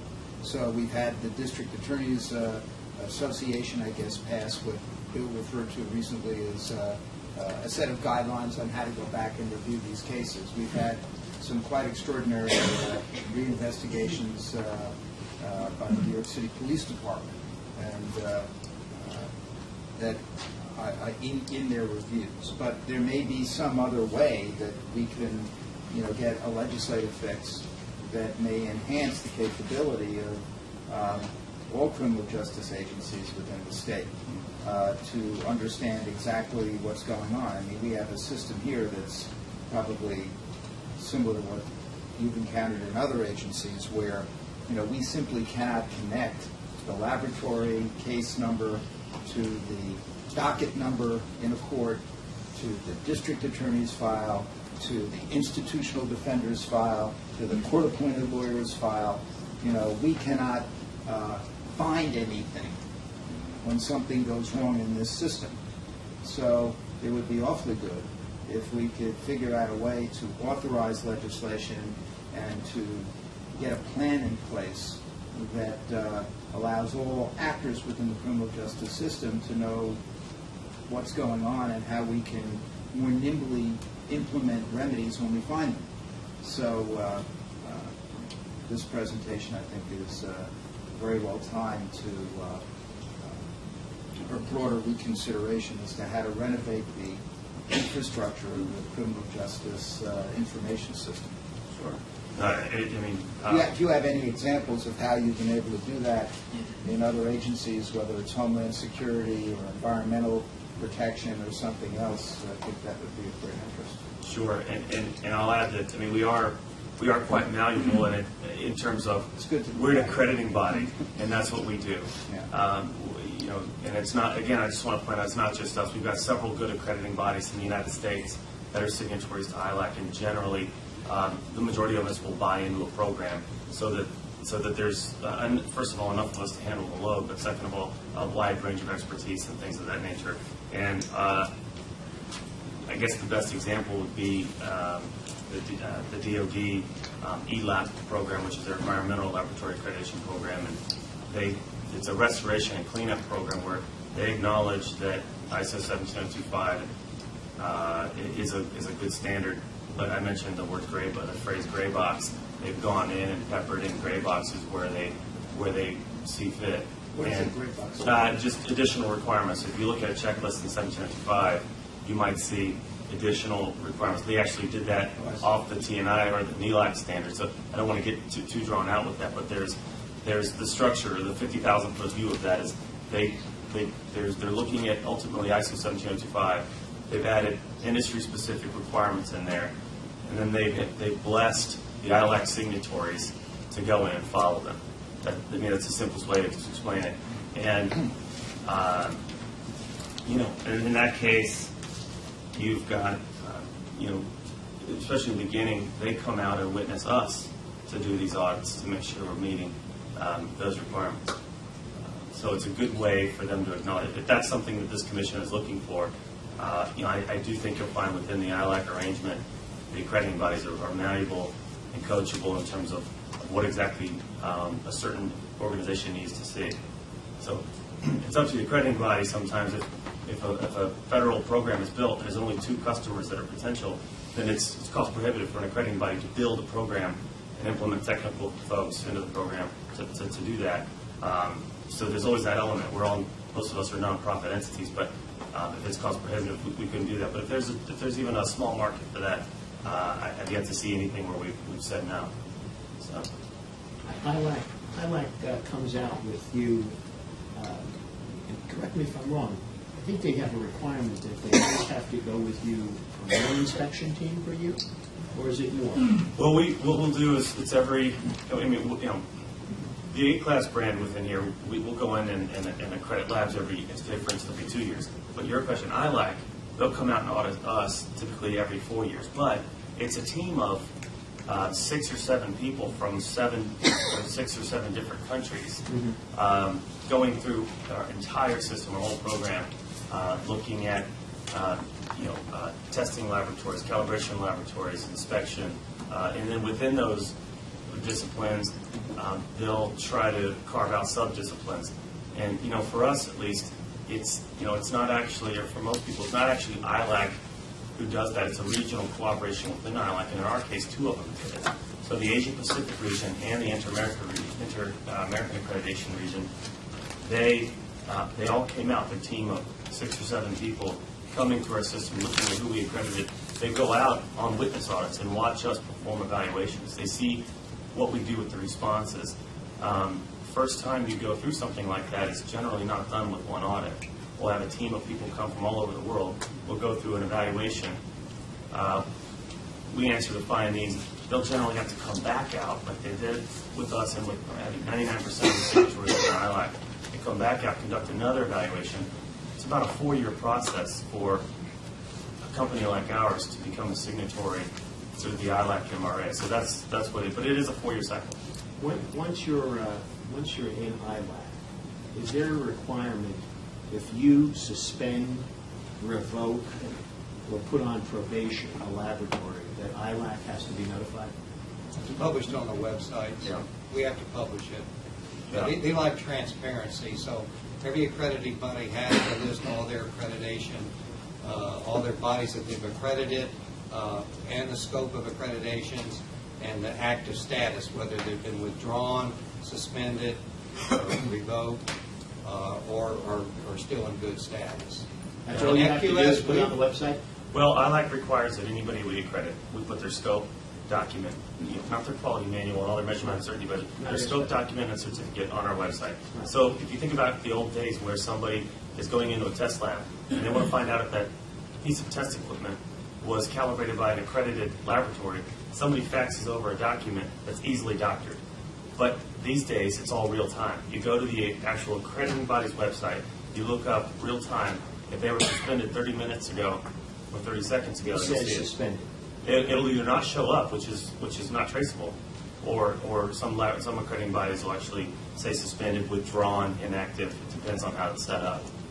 But if you don't go to if you go to an accrediting body's website and you search for a laboratory and they don't show up, well, they're not accredited. FQS has actually revoked several accreditations in the past. Unfortunately, laboratories can meet all the requirements.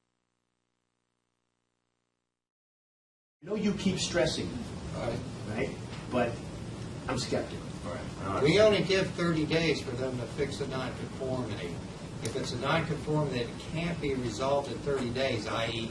purchasing a new refrigerator for DNA, you know how government takes a long time to prepare something. As long as they have a plan. But we want a new laboratory, we will not issue a certificate of accreditation unless you are in compliance with the standard. I mean, that's the whole purpose. If you're waiving the standard, you're telling the world, I meet all these requirements.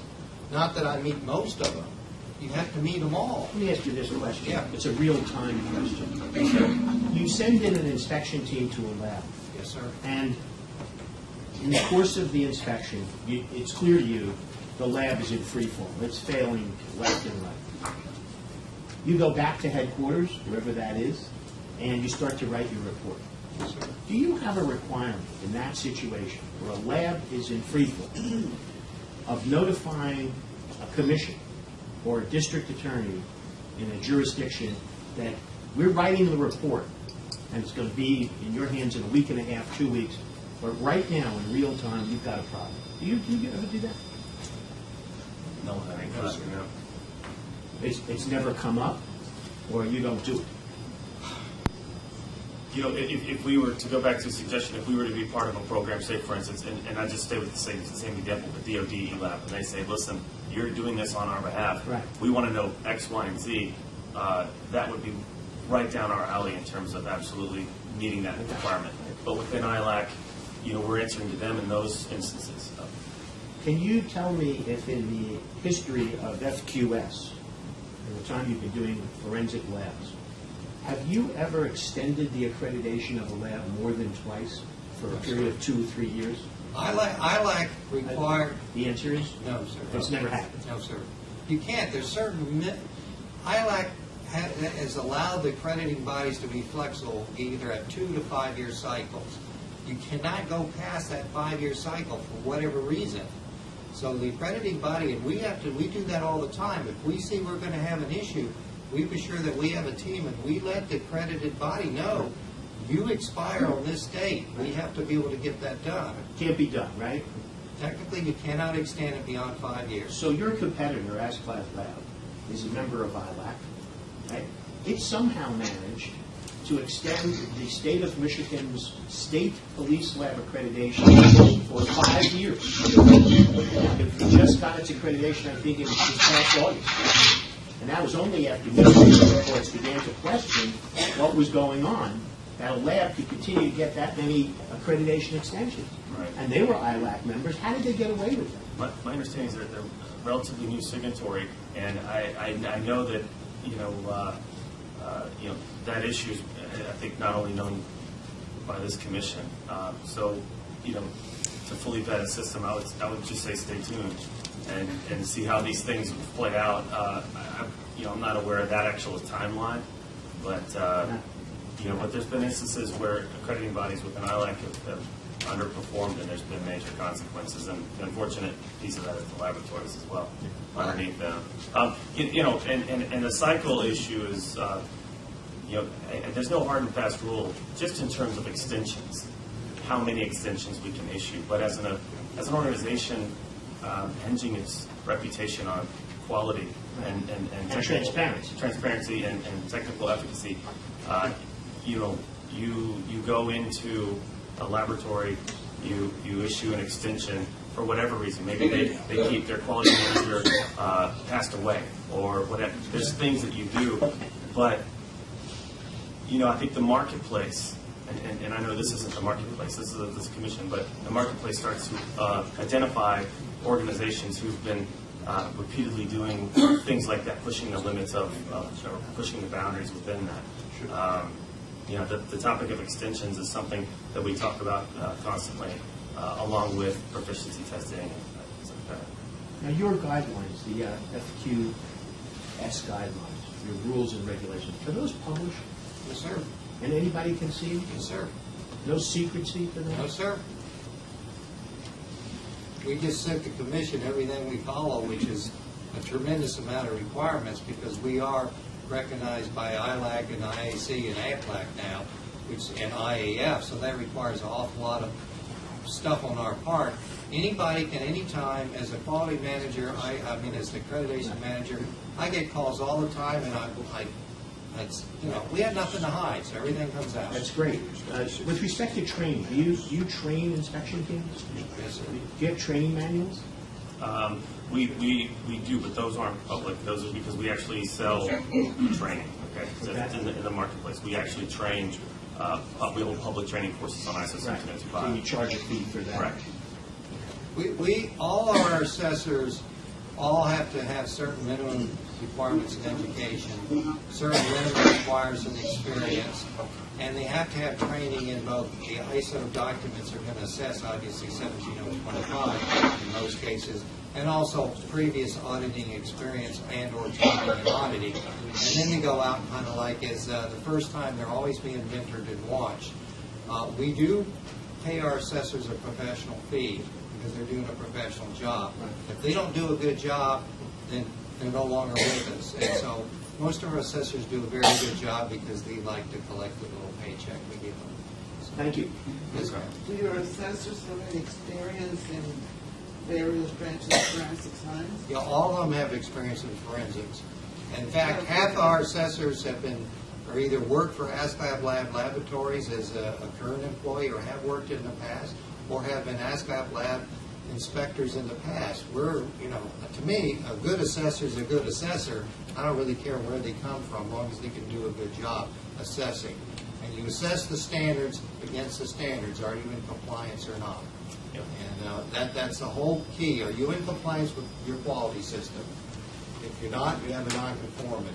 There is You a also need to know the science. Yeah. And you have to do Right, that's the technical. technical assessors. Yes, ma'am. There is a technical specificity for us, though. So there's an entire process, and this is largely on what we're audited against. So when we're evaluated, they're looking at here's the scope of a laboratory, here's the assessment team that you chose. Let's play a match game, right? So they go through that, and for something like in the measurement world, a dimensional calibration expert may have got their training through a military program. For something more scientifically disciplined or microbiologically or chemically disciplined, they may have a PhD degree with 35 years experience as a lab technician moving their way up. So there is a variation in the technical expertise, but there's a huge part of what we do is assigning the right person for the right job, and that's evolved over time. When we first day we started the company, we were working hard to make that happen. Now it's become, an underpinning of our technical operation. So there's a requirement for education. There's a requirement for, or I should say, knowledge. There's a requirement for experience, and then we have our technical director and his team goes through these evaluators and decides who's going to be an assessor and who's not. All our FQS assessors are all worked in the field of forensics. In a particular area of Is discipline. your assessors available, or is that not public? A list of them? Nobody's ever asked us a list. I don't see why not. Is there a list of the ASCAP lab inspectors available for publication? Because that's the default agency we use. I think you ought to let her answer her question first. I mean, I've never had that question. I mean, we can get back to you on that. I don't know. It's a good question. We have a list of several hundred. There are requirements that they are lab directors, or do they have certain, they've worked in an ASCAP laboratory? There are certain requirements Sure, and I can say that that they are involved in the field. Before going to laboratories, quite often the quality manager or administrator of that organization will request to know who the evaluator is going to be. We'll send resumes, bios. They may have a discussion prior to that. And part of that is a vetting of who that person's coming, but also it's, in some cases, could be a conflict of interest. They may have worked, or in one case we had somebody who was a relative of a direct competitor, and they were uncomfortable with that, so we reassigned the team. So there is quite a bit of emphasis put on that in general. Just a quick follow-up. You mentioned that all the assessors are paid. Yes, sir. Yeah. So either the technical assessors or Yes. the assessors, so they're all Everybody's paid. I mean, to us, they're doing a professional job, and they want to do a professional job, so we pay them. And because of that, they're also obligated to be sure that they do a great job. And we monitor every one of our teams, every one of the assessors, every one of the leads. We request all the laboratories to give us monitor and give us input. And then I personally, or my assistant personally, goes out and we look at the teams every year. So we check everybody, and if they're not up to our standards, they no longer work for us. And I've had to cut out assessors that don't follow what I like, which is a very honest approach to what you do. Your job is simply to assess against the standards, and that's it.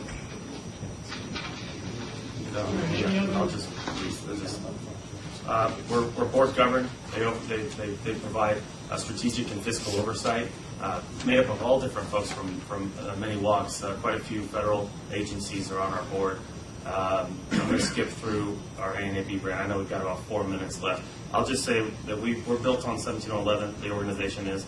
I heard somebody say that the world is changing earlier, and I think that this involvement with our international peer partners is what fosters how we deal with that change. It's a big part of what we do. The A-Class brand within that, customers are going to be NASA at the Johnson Space Center, Lockheed, USDA, the EPA. We're not just recognized by those organizations. We actually go in and accredit Environmental Protection Agency. We go in and accredit USDA, NASA, Lockheed, those guys. So their programs, and I wanted to jump to the FQS brand. Terry's going to speak to that. We talked about what we did. We've been doing ISO accreditation 17025 6 years longer than any other forensic accrediting body in the United States. So we've been doing it quite a long time. As you can see, I'm not going to go over all these things, but we're recognized by both ILAC, IAC, and AFLAC. We're recognized for 1725 in testing, 17025 in calibrations, and 17020 in inspections. We're truly a third-party accreditation body. The people that make the decisions of accreditation are them in themselves, not accredited by anybody, don't belong to any organizations that are accredited by our organization or, in fact, any other accrediting body. So we're totally independent when we make these decisions. We have very flexible scopes, as we mentioned a little bit earlier, and that fits whatever model that the company needs to go with, or the commission here decides which is acceptable. We have acceptable cycles. Some laboratories like 2 years, some like 3, some like 4, some like 5. It doesn't really matter to us. It's your accreditation program. It's not ours. We follow all the international forensic supplements. We want our people, when they're accredited, somebody sitting over in Germany says, okay, they're 17025 accredited.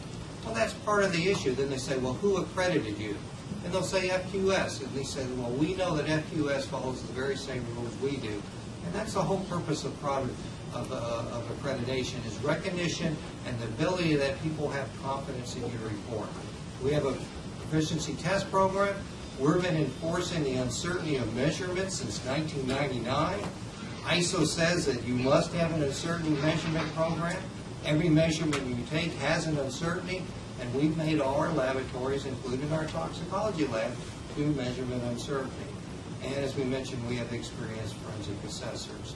And this is just a quick list of all the things that we've done and do.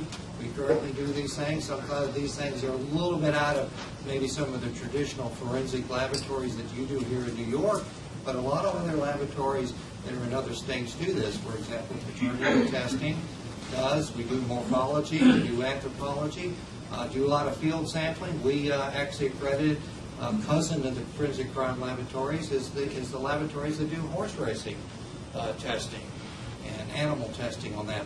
We've actually accredited the labs that did the, I can't even know the proper acronym, for the Olympics. There are labs that check all the Olympics, the winners' blood and urine for all the doping and all. So we have a wide range of disciplines that we end up doing. We do have a forensic accreditation council that's actually above my position that makes sure that we operate in accordance with all the rules and regulations that we're required to follow. And we do have the council is composed of numerous people that are involved in forensics. And some of these names you probably have recognized in the forensic community. Okay.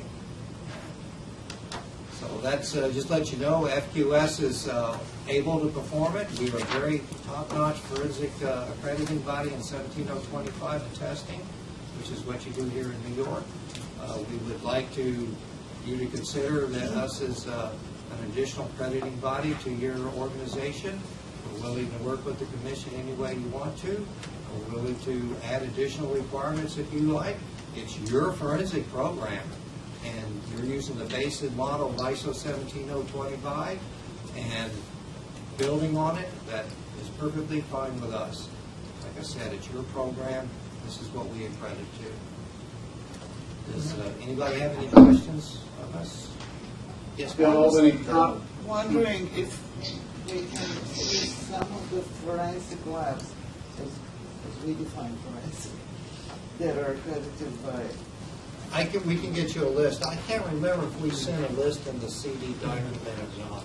If not, I will get the commission a list of all our laboratories. As in crime laboratories. Yeah, the traditional crime medical laboratories. examiner laboratories. Right, okay. And a list of your inspection teams, or assessors, if you can do that. I don't see why that would be an issue. I have no problem with that. I mean, there's nothing secret about it.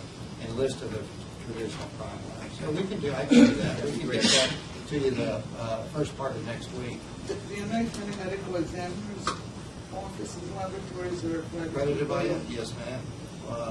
The Delaware County Medical Examiner's Office is accredited by us. And I know we have at least one other, and I can't remember the name. And of course, any of our crime laboratories that have toxicology sections are obviously accredited for toxicology. Philadelphia Police Department? Yes, ma'am. I know that they send out alcohols to a private laboratory. I don't know, I can't remember right offhand their scope. It seemed like to me they had a top. A lot of labs send out alcohol, but do other death investigations. Some do alcohol, send out death investigations.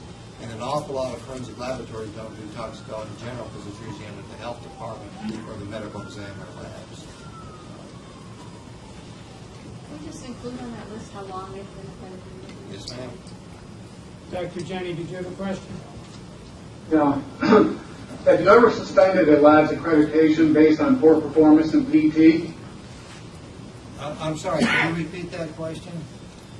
Ever suspended a laboratory's accreditation for poor performance in proficiency testing? To what extent do you know? I've been the accrediting manager since 1999, since 2009. And since that time, no. We do have some issues. We're similar to like ASCII Lab. All the proficiency test providers have to provide us a copy of the answers that the laboratories do, which we match up. They're required every year to report to us their results of their proficiency test. If there is an issue, it's a very similar policy that ASCII Lab follows. They have to resolve that issue to find out why they did not meet the targeted answer. And just because you don't meet the targeted answer doesn't mean you're a bad laboratory. You may not either do that particular analysis, or you may not have the equipment, or the way you report it may be slightly different as we talk about different ways that people report, because that's not been standardized across the United States. So there are reasons why you don't necessarily make the targeted answer, and some of them are valid.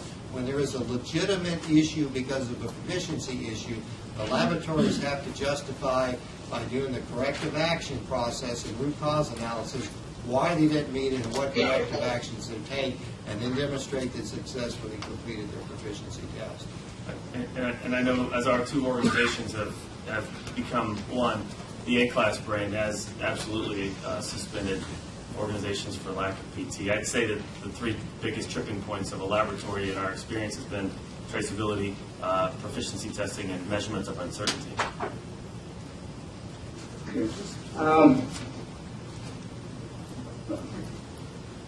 With regard to inspection, would you be capable of, if at the Commission's direction, a special inspection was requested based on concerns that evolve out of accreditation reports? Would you respond to the Commission's direction or request for special inspection? We offer inspection services. If you want us to come inspect a particular or assess under ISO, that's really an assessment, but inspect the terms you're using, we would be glad to get up a team and come assess whatever you desire us to assess. I have no problems with that. We've actually done assessments of ASCLAB Lab laboratories to get them ready for ASCLAB Lab inspections. That sounds kind of silly. We do some partial accreditations, believe it or not. We have 2 agencies we accredited with some of the scope, and ASCLAB Lab accredited with the rest of the scope of accreditation. So we're not opposed to that. The whole idea is to get these laboratories so that they are doing good science and good business practices to get the right answer. And I have no problem with joint accreditations with another accrediting body. We've done this at numerous occasions. We have joint accreditation with other accrediting bodies that are not in forensics. We've actually have 2 at ASCLAB Lab. We have joint accreditation with some Canadian laboratories. So if you'd like us to get up a team, we can get up a team. We need at least a week or 2 notice. The fastest we've ever accredited a laboratory has been about 2 weeks. It was a rush case, and we got a team up. They went in. It was a very good lab, had 2 or 3 nonconformities.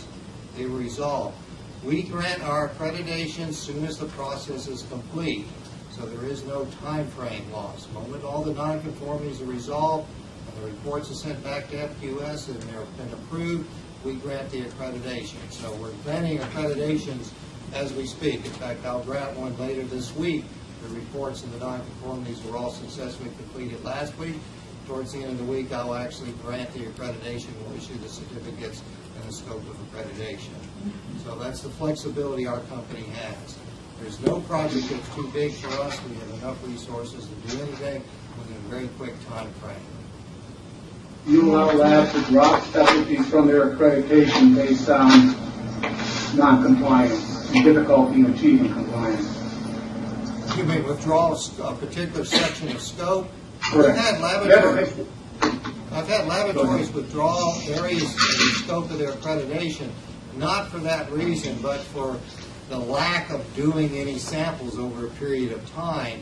The whole issue is if you have a process that you have in place or a scope that you do, for example, gunshot residue, and you only get one every other year, it comes to question whether or not you're really maintaining your competency and your equipment to be able to handle that.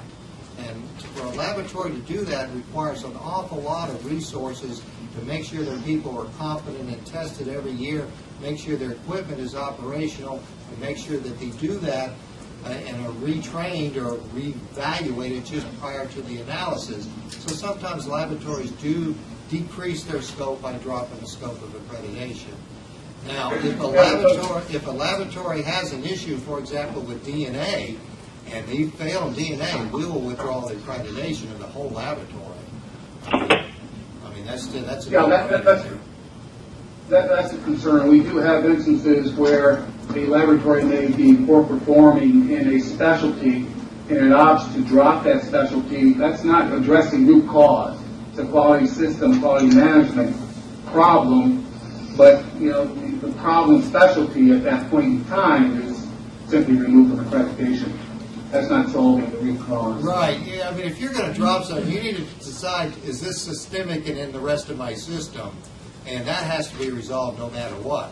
I mean, that's just a no-brainer. I mean, that's common sense. There's, if you have a problem in one section, is it happening in my other? You need to know that. And you need to know why it's happening so it won't repeat in your other areas. One last comment. Revocation of accreditation does not close labs. You need regulatory authority to do that. This commission has that regulatory authority. Based on your comments, I led to believe that you would collaborate with the commission to build cases where it's necessary to take enforcement action. Yes, sir. So we have no problem with that. Our job as an accrediting body to accredit you to a program.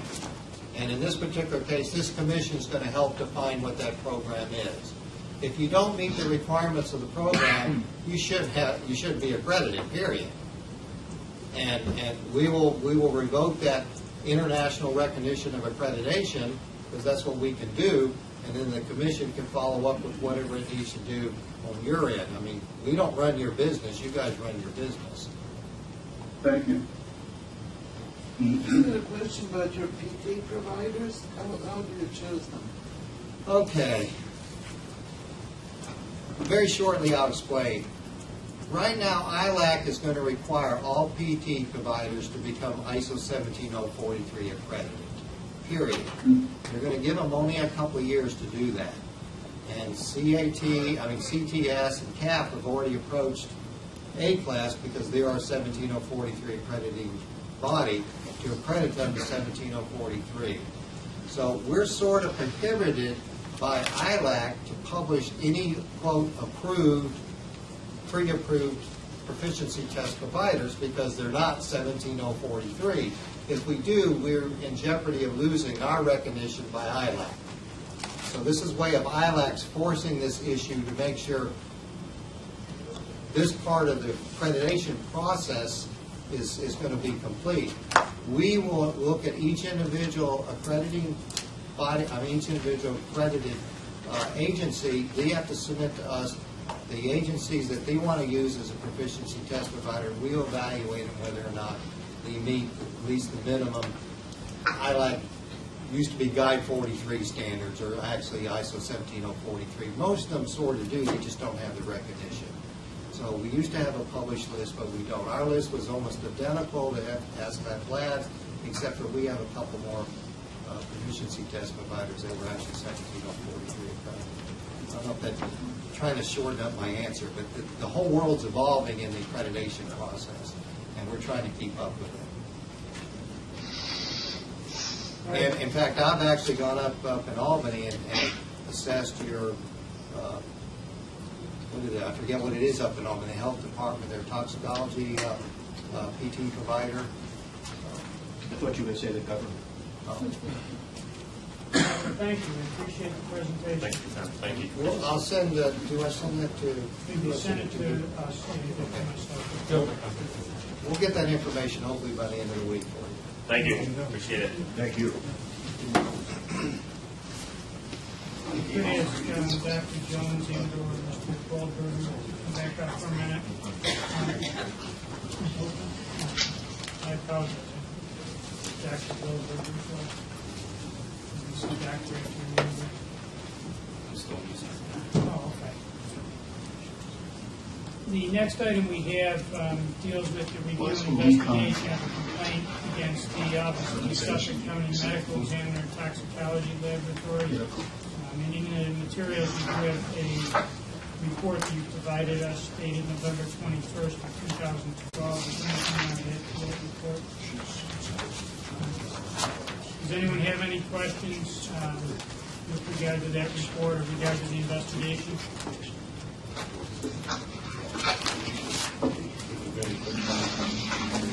Sure.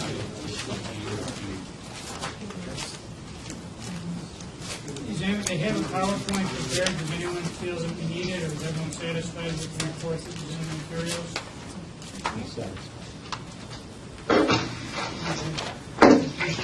I think the report that you provided us covers everything.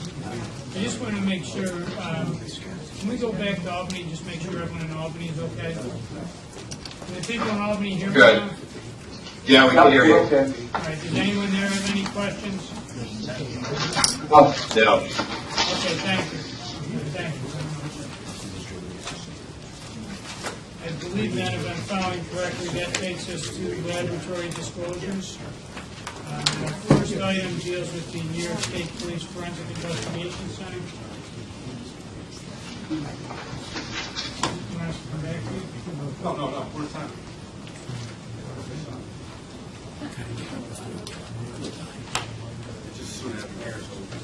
Sure. Our next one deals with the Onondaga County Center for Forensic Sciences relating to trace evidence examination with some trace collection techniques. If you don't mind, just briefly. Okay. Actually, it wasn't, I just want to clarify, it's not, at this point, it's not a trace evidence examiner, but I'll explain.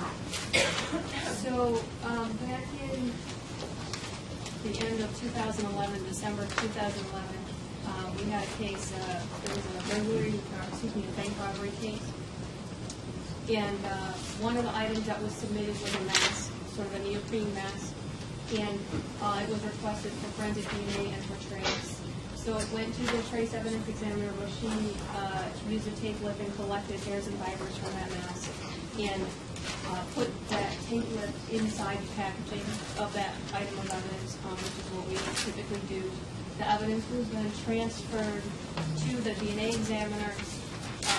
She took the evidence out of the bag, shook the mask out of the bag, and swabbed the mask for DNA.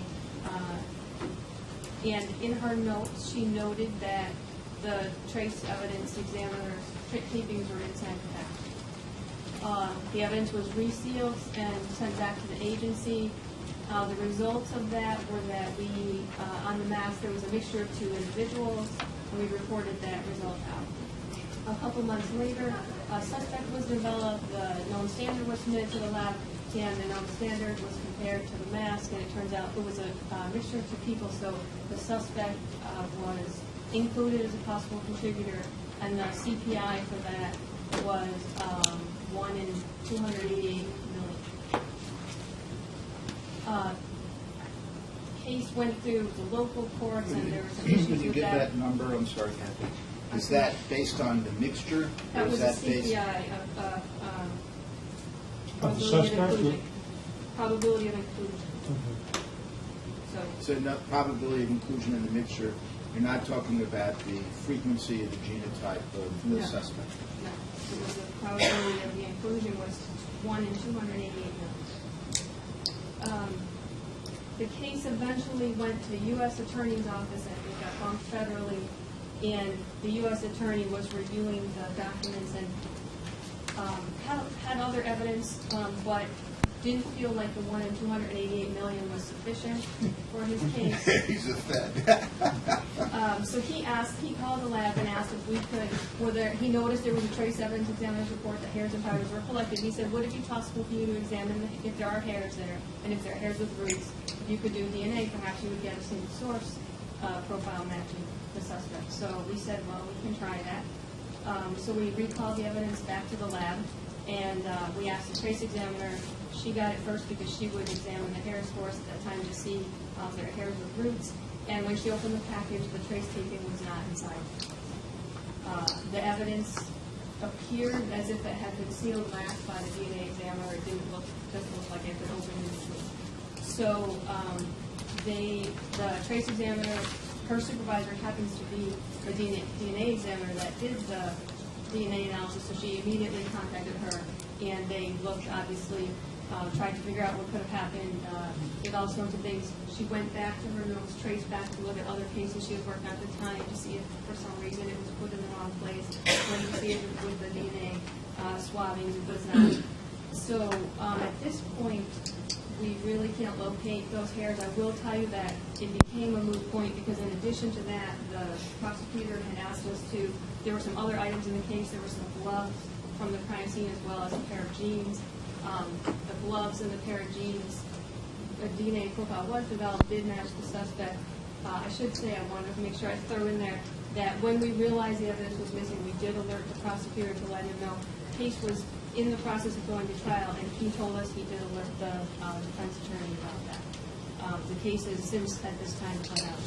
But at this point, what we're doing is we're looking at root cause analysis. We've sort of done a little bit of that. It's really unclear what could have happened.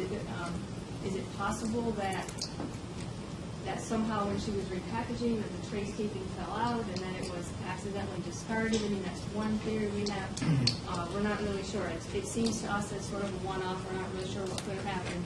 We are looking at policies we could institute to perhaps be a little stronger, maybe looking at other things we can do to make sure this doesn't happen in the future.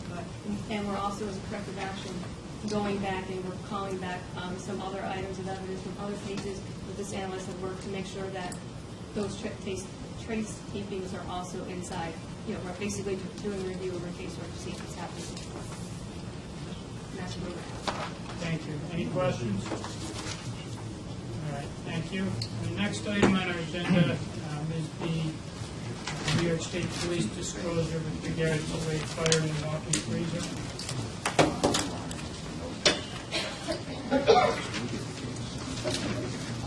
You want to give us a summary?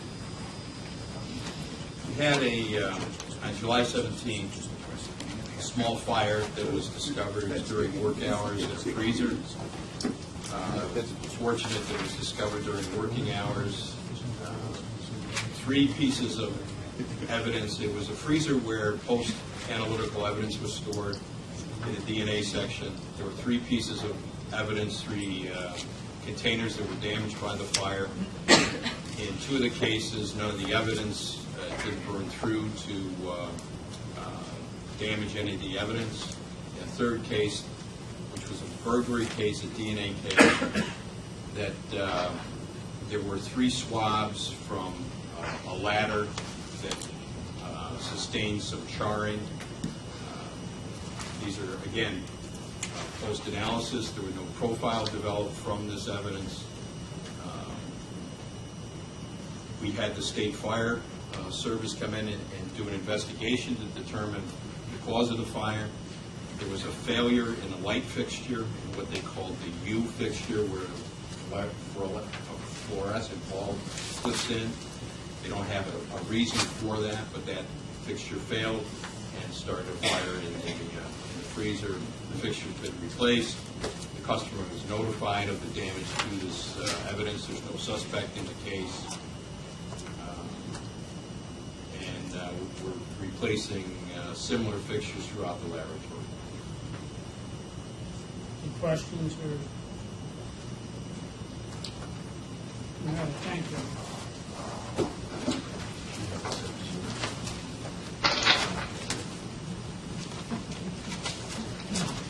I believe everything we have left is for executive session. That's correct. Mike, I had that one Oh, that's request, that Kathy just give us an update. If you notice in the minutes that we approved, Kathy had given us an update that at the last meeting, that they were requesting that the different members of NICLAC sort of provide, Kathy, it's on page 5, first full paragraph. It was said that the laboratory directors had additional questions and tasks and twigs with compiling terms and standardized definitions used in their reports. And they also requested to identify different scenarios to see how each laboratory reports in those scenarios. Has any of that been done between the last meeting and now? Or? I believe, and I'm going to also ask Brian to step in. My understanding is a few of the twigs have met between now and then, and they were directed to work on it, and they were, I don't know exactly which twigs. Yeah, Dr. Ferraro has mentioned to me in my role that I also attend the twig meetings as well. So essentially what's happening is since the September 24th commission meeting, there's been a technical working group for firearms. I believe there's been, I'm trying to remember, Drugs. I don't know if drugs was before or after. I'd have to look at those dates. There's another one that's actually tomorrow for a technical working group, so it's an ongoing process that we're working with them with each of the specific subdisciplines to try and move forward with these issues. Okay, I would simply ask Mike that we almost sort of add this as a routine for the meetings, that either Kathy or Brian just give us an update, because this whole issue of standardized report writing and stuff is sort of an overarching issue for the commission, and it's also something being considered by Judge Litman's Justice Task Force, and it's really just important for us to know how it's proceeding, and maybe at a certain point in time we'll actually ask for some of the documents that they're getting so we can see what's going on. We'll take that as a motion. Yeah. Have a second? Second. Everybody in favor? Anybody opposed? Could you clarify what the motion is? I'm sorry. So just getting the updates, but Just there's going to be updates at each of our meetings. Regular agenda item from now until we change it, be an update on the progress of the twigs with regard to the standardized report writing issue. Right. and the documents, I guess the only clarification I was looking for is I would be reluctant to have the I'm not documents. asking for the documents for the next meeting. I'm just saying, at a certain point in time, Yeah. it may be useful. Right, so the Twigs would have to put it forth to NIPAC, and NIPAC would have to review it, so that's fine. Yeah. I think what we're looking for is, as a commission, just to stay up to date on the progress, to make sure That's that all. we're moving forward at a reasonable pace. And the ultimate hope is that, as the Justice Task Force considers these issues, and the forensic community considers these issues, we may actually be able to have a consensus view of what should be provided, how it should be provided expeditiously, that, meets everybody's needs. This is an area where one would think that is possible. But I've been wrong before. I believe now everything we have left is executive session. In that case, I would need a motion to allow us to continue executive session to discuss matters of a personal nature that may impede pending investigations with the schools. Second, everybody in favor? Anybody opposed? We'll be in executive session. Is Monroe County off of the line? So we stop this, right? Why don't we take a 5-minute break and come back? Thank you, everyone. I appreciate everyone's work here. Discussion. We done then. Session? Yes. All right, Yep. so the first thing That's we what need you to need to do when you're on. You're on right Need a now. motion to go back into regular session. Second. Second, all in favor? Aye. Anyone opposed? All right, now that we're back in regular session, for the record, we did not take any action or any votes in executive session. That being said, do we have a motion to adjourn? Motion to adjourn. Second, all in favor? Are we good now? Thank you. Gina, you remind me of the kid on Friday afternoon. Teacher, you forgot to give us our homework for the weekend.